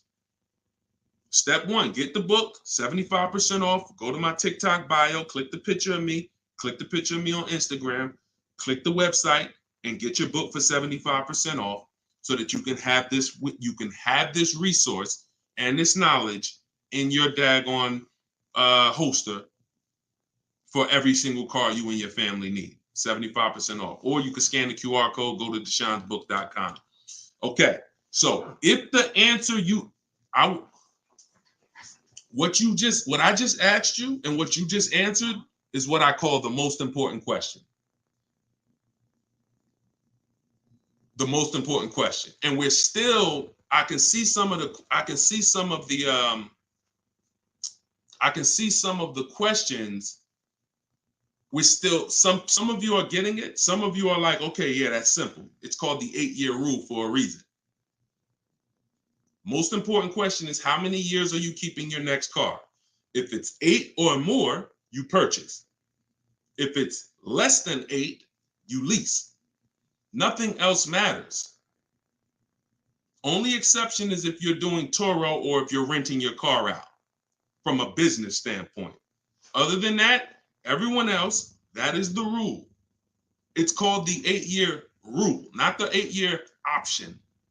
It's a rule. I've already done the math based on resale. If you get great lease deals, it takes somebody 8 years who purchases to catch up with you. With the lease deals that I teach people to get, shopping multiple offers, getting bids, it's going to take a person who purchases 8 years to catch up to your value. So it has nothing to do with nothing else. And look, Optimum, you got the book. You're outthinking yourself. You're not outthinking me. You need to trust me until it doesn't work. And then you can start bringing your stuff. It doesn't matter what you do for a living. It doesn't matter the car. Everything that you're saying, you're outthinking your own deal. Realize, I've been doing this 14 years. If I was coming into real estate and you've been doing it 14 years, good. Not just 14 years. You've been doing it 14 years, good. I ain't coming and looking to say, all right, well, I think if I should do this market, you think I should work with rentals? And I think I was going to work with rentals and do this. And I could work both. And I was going to do this. And you're going to tell me, look, nah, that's not going to work. You're telling me based on 14 years of what you've seen, done, saw people try, the same way I'm telling you that I'm going to try. And you could confidently tell me that ain't going to work. Here's why it's not going to work. So the simplest thing is to just say 8-year rule. And then when you go after that and you pursue it and you get your lease deal following what I teach, you do that math and you'll see, now it all makes sense. Look at what I'm paying. Look at what I'm driving. I could have never gotten this if I would have went over here and purchased. Look at this young lady right here. Look at Danielle. She got an Audi lease. I'm putting up on the screen. Y'all can't see it on TikTok, but on YouTube and Instagram and Facebook, y'all can see it. Look at Danielle leased a Audi A3, $44,000 car. Do y'all know how much that car would be if she purchased it? No money down. No money down. $44,000. How much is every $5,000 on a car? Every $5,000 on a car is how much per month, people? I know we got some people on here who've seen that. You got to know it. How much is every $5,000 on a car is how much per month? Yep. Thank you, Chandra. $100 per month. Good job. So that's on a 5-year loan. Where's my phone? Why is my phone ringing? Okay. I'm like getting like a vibration on my seat, but I don't have my phone. Okay. So when you look at what Danielle's paying, based on the fact every $5,000 would be $100 a month, that car would be $900 a month. That's why you're getting stuck in high car payments. That is why you're getting stuck in high car payments. This same car that she I didn't tell you what she's paying yet. If you see it on the screen, you can see it because she posted it in our Facebook group. That same car would have cost her or you $900 per month to buy that Audi A3. She's paying $550. What's better, y'all? 900 or 550? What's better, y'all? 900 or 550? Do we even need to ask? So Danielle doesn't need any convincing that the lease was an incredible value. Now, let me give you a different scenario. Let's say she had purchased that car. Let's say she purchased it. Let's say she's a long-term person. She's going to keep that thing until the wheels fall off. 10 years, no problem. Pay your car payment, pay off the car, get to the point where the depreciation has slowed down, and then sell it whenever you want to. But you can't do that in 5 years. You can't do that. You can't put all that money into the car compared to someone who's leasing. You get what I'm saying? It's always a comparison. Always a comparison between purchasing and leasing, because someone who's leasing is out here who knows how to get great lease deals. I ain't talking about just walking in, signing a lease. If you don't, hold on, let me know if y'all can hear me. TikTok might have went out. Sometimes I get the audio goes out. So that is what oh, somebody said, does the 8-year rule apply to high mileage drivers? Great question. Great question. If you're a high mileage driver type HM, Tony said he drives 20,000 miles per year or more. So let me put my book banner back up. So in case y'all, for everybody who just jumped on, you can get my book at 75% off. Just scan that QR code. Yes, it does. This is a great question. So high mileage drivers are losing more than a lot of people. If you drive more than 20,000 miles per year and you don't keep your cars 8 years. See, let me tell you how the 8-year rule applies. A lot of people think I'm partial to leasing. I'm not. I am as 50-50 as it can get, because it depends on how long you're keeping the next car. If you see a car and you love it and you're like, man, I'm keeping it, that's going to be my car till whatever you purchase that car, because you're going to win in the long term. But I have to be very, very strong in how much I tell you that those of you who are not keeping your cars 8 years have lost money, thousands, every single car, by purchasing them. Every time you buy, you resell, you trade in 3 years, 5 years, 6 years, you are losing thousands of dollars. You're paying all this money for cars that's not coming back to you. And a person who leases is never putting that much into the car. Somebody like Danielle, she's only giving them $550 a month for a $45,000 car. In 3 years, she's going to go and she's going to do something else. So what you get for your money, the value on a great lease, can't be measured. It's incredible. But let's stick to the high mileage drivers now. So high mileage drivers, if you're a short-term person, you're answering that you're not keeping the car 8 years. If you are, that's okay. Buy a Honda, buy something that you know is going to last. Do your research. I have this step in my book that I teach where we Google to make sure we use Google to check the longevity records to make sure a car is going to go 200,000 miles, 300,000 miles. And as long as you got a car that is going to go that long, you just drive it. Just drive it. So if the 8-year rule is always the first question. That's always step one. It doesn't matter how much you drive. You could drive 40,000 miles a year. 8 years, that's 320,000 miles. Find you a car. If you use my strategies, I'll help you find a car that's going to have that type of life cycle. And then you just put the mileage on it and you just keep driving that thing. There are people out here who do that. But where it comes into play where you don't understand leasing and it's costing you thousands is if you're not keeping the car 8 years and you're doing that kind of mileage. I would see people come into the dealership all the time, especially when Uber first started. You would see people come in and they had 250,000 miles on like their Honda. Young, usually young, not always, but, and they're trying to do this business, trying to get, man, I'm like, they're trading in the car, but they still have 3 years left on their loan. And I'm like, man, you realize your car is like 250,000 miles, your car ain't really worth much. Even though it's not that old, the mileage has just killed the value. And they've gotten these long loans. Now, first person I saw with a high mileage lease is when I worked for Hyundai. I worked for Hyundai for 6 weeks. The owner ended up going to jail. He was just, it was like a highway store. It was like the definition of, I was like 6 weeks. I walked out of there. I gave them their key back to the car they gave me. I said, you know what? This is not for me. Thank you. But I did have a chance to see a guy who, I was a manager there. I took a management position. It was fun for 6 weeks, but then it got real like sleazy. So he came in. He had 75,000 miles on his Hyundai Sonata, and he was returning it as a lease.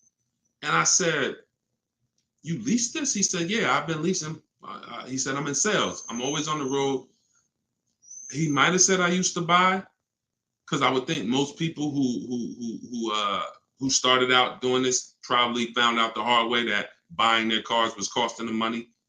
And he said, look, I started leasing. What I do is I get a 25,000 mile a year lease. And then every 3 years, I bring it back and I just get a new one. And I'm like, that's amazing.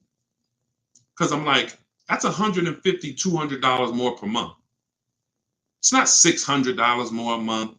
It's not $1,000 more a month.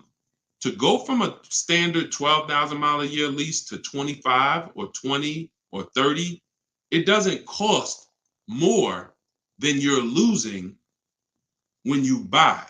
When you buy your car and you do your 20,000 miles a year, think about this. I'm still talking to you high mileage drivers, but this is not, I'm not just talking to high mileage, I'm talking about the 8-year rule. I'm talking about leasing versus buying. That's what I'm talking. We're talking about the foundation. So high mileage, somebody asked, does the 8-year rule apply to high mileage drivers? I'm answering that question.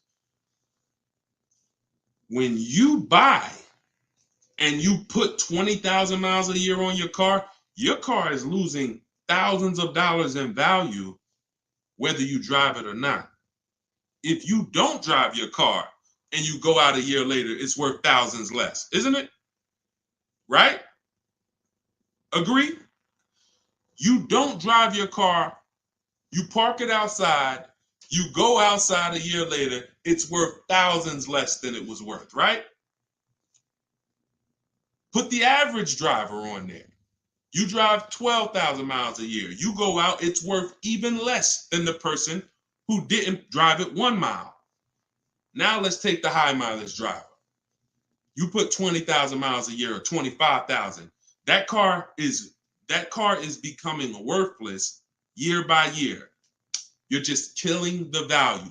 So that extra $150, $200 you would pay on top of a phenomenal lease offer is going to be the best peace of mind you got. You ain't got to worry about resale. You ain't got to worry about what am I going to get when I go and trade this thing in, or when I try to sell it and replace it. Am I going to have negative equity, a ton of, and I know you high mileage. I know everybody on here because I've been in this situation for so many years and I've dealt with all the different, all of you tend to have the same questions. There's only about 20 different questions that all of you could have. That's why you benefit from listening to the broadcast, because somebody will ask the same question and you like, Dad, that's the same situation I'm in, right? Because there's not 200 different questions in the car purchase. There's about 20 different types of people, situations, and those are the questions. Those are the questions. So all we do is answer those same questions for different types of people. That's what's in my book, all there. But in my book, I have 2 strategies for short-term high mileage drivers. You could get my book by clicking the TikTok bio. As long as that timer didn't expire, you could get it for 75% off. Click my Instagram bio, Get your copy immediately. It's a digital book, Car Shopping for People That Hate Car Shopping. It breaks down my 7 steps, step by step. You can scan the QR code or go to deshonesbook.com. So 2 strategies for high mileage drivers. You can either do a high mileage lease, 1 car, or if short-term high mileage drivers, I want to preface that. Or you can do 2 cars, a strategy I call 2 cars, 1 payment. So with a high mileage lease, you typically think about the salesperson that I just said, right? He comes back, he has 75,000 miles on the car. That's not typically a car he's, going out to dinner with, it's my work car. It's my work car. Some of you, that's fine. And some of you are like, Deshone, I want a nice car. I want a car that I could actually have. Some people say, Deshone, I want my work car and then I want to get me a luxury car. But I don't want to put 25, 30,000 miles a year on a luxury car. So they use the 2 cars, 1 payment strategy. And what that is we buy our first car, or if you have a car already, you don't replace it, you pay that car off, and now that's going to become your mileage car. So let's just say you're putting 30,000 miles a year, 25,000 miles a year on a car. You now pay it off. It has 120,000 miles on it. Now what you do is you go lease your new car, and now you have a brand new car that is your nice car. Still got 1 car payment because the other car is paid off. Now what you're doing is you're putting 12,000 miles a year on your car you leased, or 15, whatever you want to structure it, 10. You can structure that mileage on that lease any way you want based on how much you're driving overall. And then the mileage car, you put the other 12,000, 15,000 a year on. So the mileage on the mileage car is going to slow down because you're splitting the mileage now. And then you don't need to get a high mileage lease because you're splitting the mileage between 2 cars. So you got your mileage car and you got your nice new lease. And what you do is you stick with that strategy until the mileage car dies. One day the mileage car is going to die. And once the mileage car dies, you go and you buy another car and you start the process over. You go buy another car and you pay that off in 4, 5, 6 years, and then you do the same thing. But this is how you can be a high mileage driver, 30,000 mile a year person, and not be killing cars, have a nice car, or a high mileage lease in a case where both of those strategies save you probably $8, $10, $12, $15,000 over what you're currently doing with this buying cars, trading it in. Every time you trade in the car, you got 20 grand of negative, you got 15 grand of negative equity. High mileage drivers, your negative equity positions are some of the worst we're ever going to see because you're depreciating your cars. And the only way that you avoid those penalties is to do something even more foolish, financially foolish, which is to give them a huge down payment. Because some of you will say, well, I put 15 grand down. I don't have no negative equity. But where's your 15? You know what I'm saying? Where's that 15 at though? You ain't getting that back. That money's gone. So you done threw more money at the car that ain't coming back to you. You know what I'm saying? Okay, I just leased a 2024 Chevy Silverado, MSRP 55K, 36-month term, 10K, nothing down, $400 a month. I think it was a good deal, under 1%. That's a steal. We call under 1% a steal. Hold on. Anytime you get a lease, we go by 12,000 miles a year. 10 is okay too, but everything we do, when you use my book, you're going to see when you it's in my videos too. Listen, y'all, I'm not the person who says, get my book, everything, because I'm holding back from my videos. We've been blessed. Our following has grown tremendously over the last, I came to social media really May 2021. So it'll be about 3 years. We're about 2 million people over all the platforms. I think we're over 2 million now. So that doesn't come from holding back. The reason for the book is some of you want it all in one spot. You can be on here now and see that Deshone has strategies for all different types of people because there's all different types of people on here with me right now. You might be a regular lease person But on here with you is a person who purchases. On here with you is a high mileage. You see a bunch of high mileage drivers. So when all of you are going through the social media videos, you're going to see, oh, he talking about high mileage here. Oh, he talking about leasing here. Oh, he talking about paying cash here. So deciphering through all of those videos, for the people who don't want to do that, get the book. It's all there in one spot. You got it for life, and it's step by step, and you can use it. It's based on your situation. So if you're not leasing, you're not reading anything about leasing. If you're not purchasing, then you get what I'm saying? So that's what we do. That's why the book has been great for people who don't want to just cycle through all my videos. But I don't hold back in video. No way. So get your copy in my TikTok bio, or get your copy in my Instagram bio. Click the website. As long as that timer didn't go to 0 yet, you still could get 75% off. Go to deshonsbook.com or scan the QR code. All right, I was actually thinking about that way. Hold on. Okay, I missed that. Why do we care about all of the fees if we lease? We don't care about the fees, Stephanie, on a lease. It's different when you're shopping for a lease, because what we do when we shop for a lease, we only care about two things. Very important. Monthly payment, MSRP. Monthly payment, MSRP. And as we get bids and offers, we always get at least 5 offers. I have a strategy in the book called the 25 to 5. You're going to connect with 25 dealers online. That's going to get you 5 to 7 offers. Those offers are going to be dramatically different. Those offers are going to be about $3,000 to $5,000 minimum apart. So you're going to see some offers for $450, and the highest offer might be $625. Same car. That's when you know you've shopped correctly. But the only two things we care about is MSRP, monthly payment. So as we're getting our bids, we always ask the dealer, and I have this all in templates, all in emails. You copy and paste my templates, or you could do it your way. As long as you do it, you'll be fine. You can, you're always getting your quotes, 12,000 miles per year, first month's payment, total out of pocket. You don't want to use the words money down. Remember this. If you're not getting the book, remember this. If you got the book, you don't need to remember this because it's in the book. You don't want to use the words money down, because money down always implies plus, plus, plus, plus. Down payment plus tax plus fees. We want to use the term total out of pocket. Total out of pocket is hard to misconstrue. So when we're requesting our quotes, we're always using first month's payment, total out of pocket. We're doing it for 12,000 miles per year. And then once we start looking at those offers, we're looking at least 5 of them, because you're not going to save the money unless you get at least 5. You're not going to save the money with 3.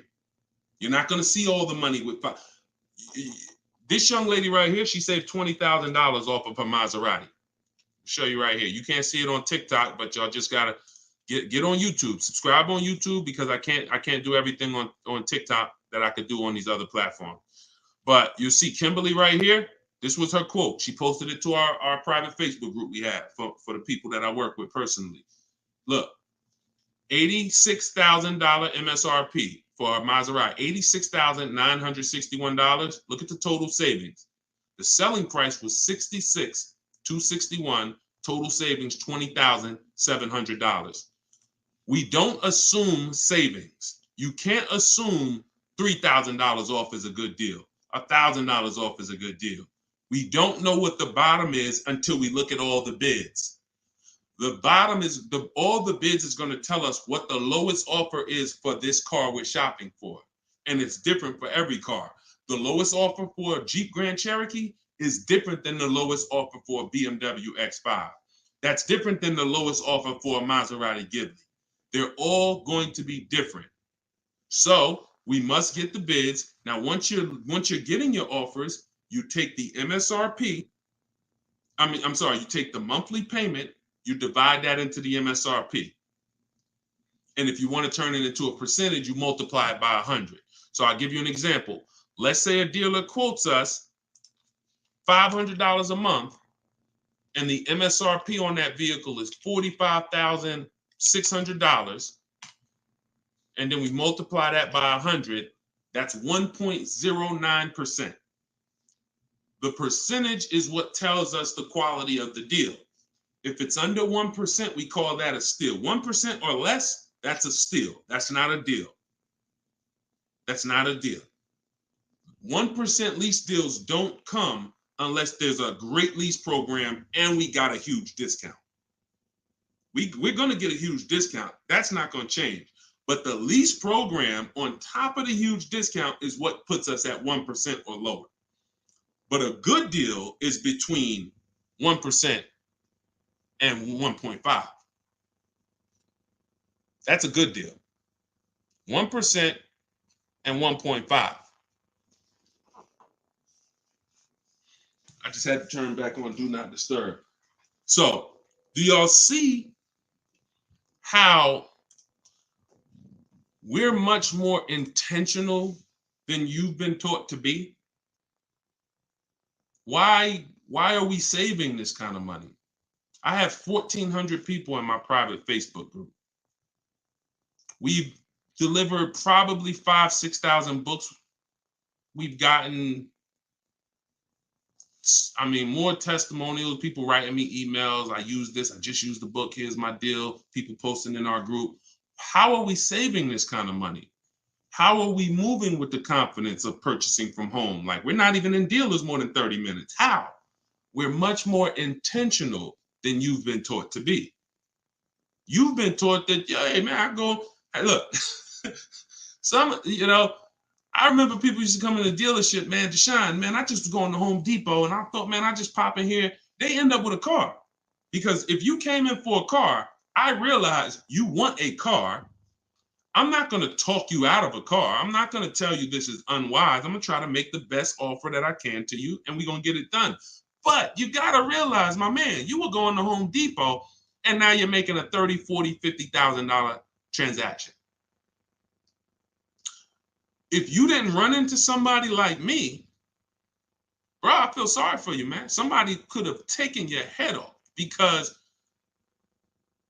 where do we do that at? Where the heck do we come in? There's nothing in this world. Can y'all name me anything? We got probably 400 or 500 people on all the platforms right now. Y'all name me anything in this world besides a car that we go out and we make a $40,000 decision in a couple hours. Just name anything. Is there anything? Right? Look.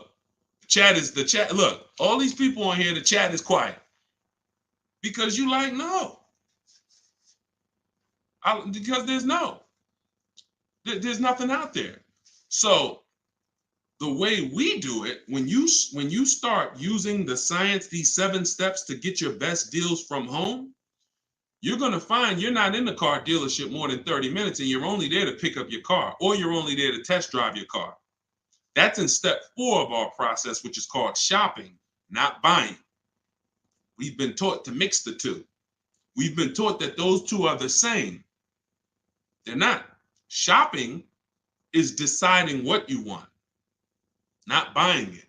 That's why I call step 4 in our process shopping, not buying. So shopping, we decide what we want. We're out there test driving. When we can't do this with a used car, because with a used car, we can't test drive it until after we found it online, verify that it's the best car, best value, most savings, no bogus fees. Now we go there, we test drive it, and we take it home. No one's going to ever waste our time. Using this process, you don't have to ever walk away. You follow what I'm telling you. Look, when people tell me, Deshone, if any dealer pull that crap, I'll just walk away. Listen, well, that sucks for you. Because when you walk away, all they do is talk about you. Well, listen, they still need a car. This car going to sell whether they want it or not. That's okay. You wasted your time. I don't want you wasting your time. I'm glad that you're not taking bad deals and you have enough fortitude to get up and walk away.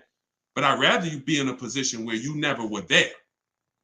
If I'm in a dealership, I want you to be, if I'm here for one of 3 things: to test drive my new car or lease to see if I like it.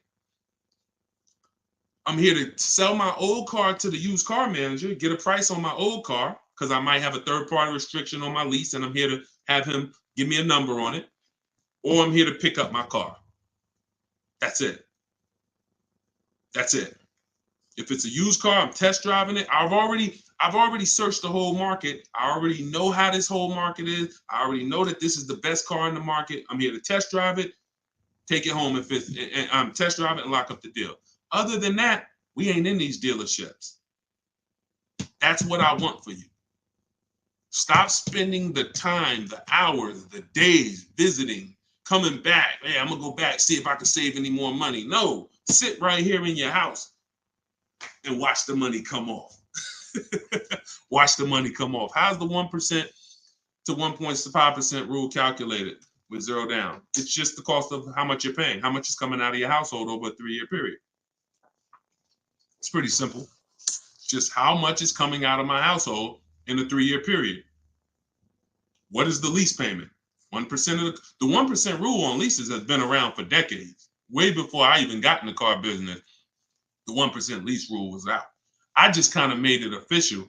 And then I added the 1.5% rule to say, this is the point. Because I saw people, I started making these videos on leasing and people was like, yeah, I'm going to get a lease. They're going to walk right into a dealership. They're going to put them into a lease that is better than, because this is how good a lease is to a short-term buyer, to someone who's not keeping.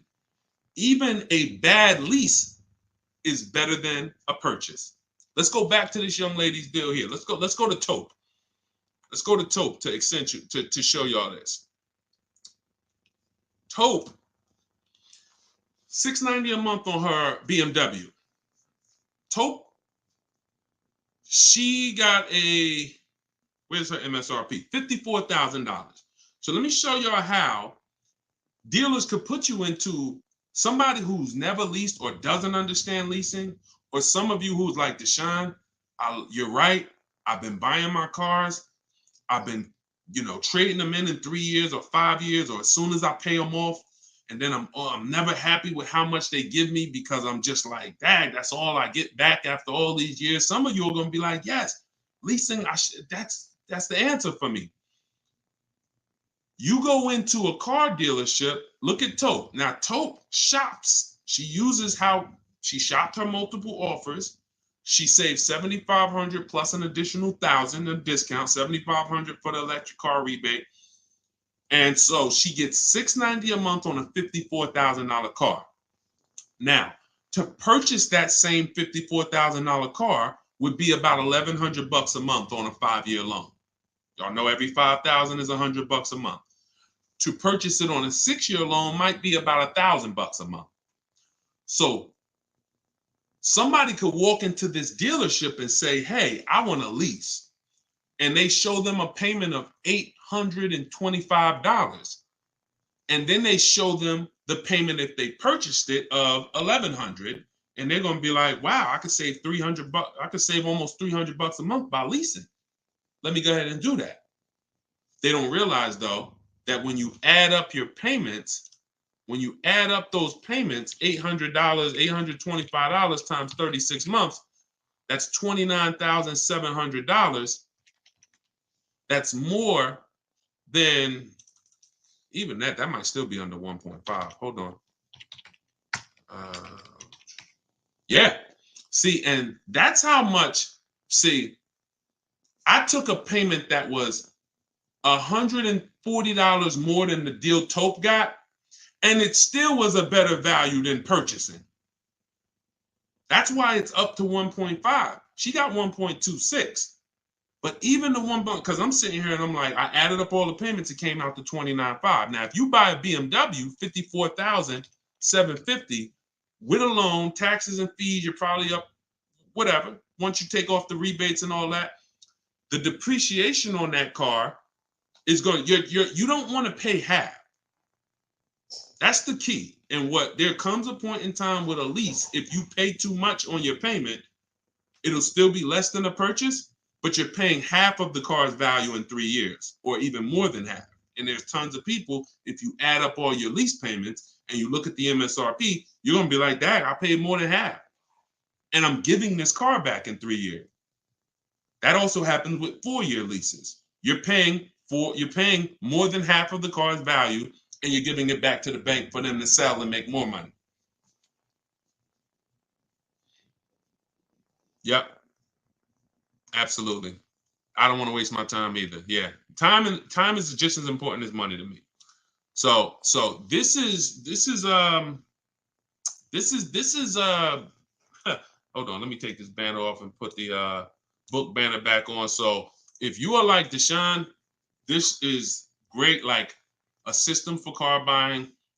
We don't wing it.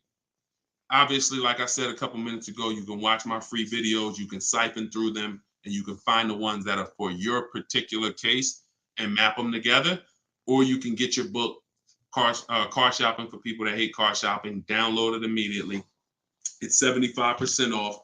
Just click the TikTok bio, click the Instagram bio, click that website, download your book. All of this is laid out in a very step-by-step way for you so that you don't have to ask questions. I want all of you writing me saying, look at this deal I just got. You can go to deshonebook.com or scan the QR code. I'm not interested in you getting a car. That's only half of it. If you notice, and I want you to pay attention as y'all get smarter, those of you who are taking the action and saying, Deshone, I'm going to use this. I'm done winging it. It's too much money out here to be winging it. And I'm done spending hours in dealerships. Those of you who are committed to financial success and financial literacy, pay attention when your friends get cars. Pay attention when people you see on Facebook get cars, on social media get cars. They never talk about the price. They have no price confidence. It's sad. They have no price confidence. And if I know there's people who are like, Deshone, I will never send you my car deal because I'm too embarrassed. You know I'm going to rip it because I just have to do that. If I rip it once, then I'll say, and I can tell you, listen, you didn't know, you can never do this again. That's automatic correction for a lot of people. Man, all right, yeah, I lost about 3,000, but nah, let me get back on my game. Next time, I'm gonna make sure I win. I want you all writing me, emailing me, DMing me. Yo, Deshone, check out this car deal. Yo, check out what I just got this used car for. Yo, check out what I just got this lease for. Yo, check out how much the dealer just saved. Yo, check out how much I just sold my old lease for and got my equity. That's the emails I want. I don't even really want to know about the car second. Tell me about the car, but tell me about the deal first. Tell me about the deal first. All right. So get your book. I appreciate all of you. We're going to be doing these lives. We're going to be making sure we are tapping in. I love connecting with everybody on multiple platforms. You might be seeing this on a broadcast because we do plan to syndicate these shows out. I do think that no matter when you're watching these shows, you're still going to get value out of them. Because like I said, many people ask the same question that you were going to ask. So even if you were on here for 20, 30 minutes with me and you didn't ask a question, maybe somebody asked the same question because many of you are in the same position. So grab your book, deshonebook.com, scan the QR code, get your book for 75% off. Car Shopping for People That Hate Car Shopping, 7 Steps to Saving Time, Money, and Avoiding Dealerships. And get it in my TikTok bio, get it in my Instagram bio, use it, and make sure you tell me your success stories. All right. I'll see you all on the next broadcast. Have a great day.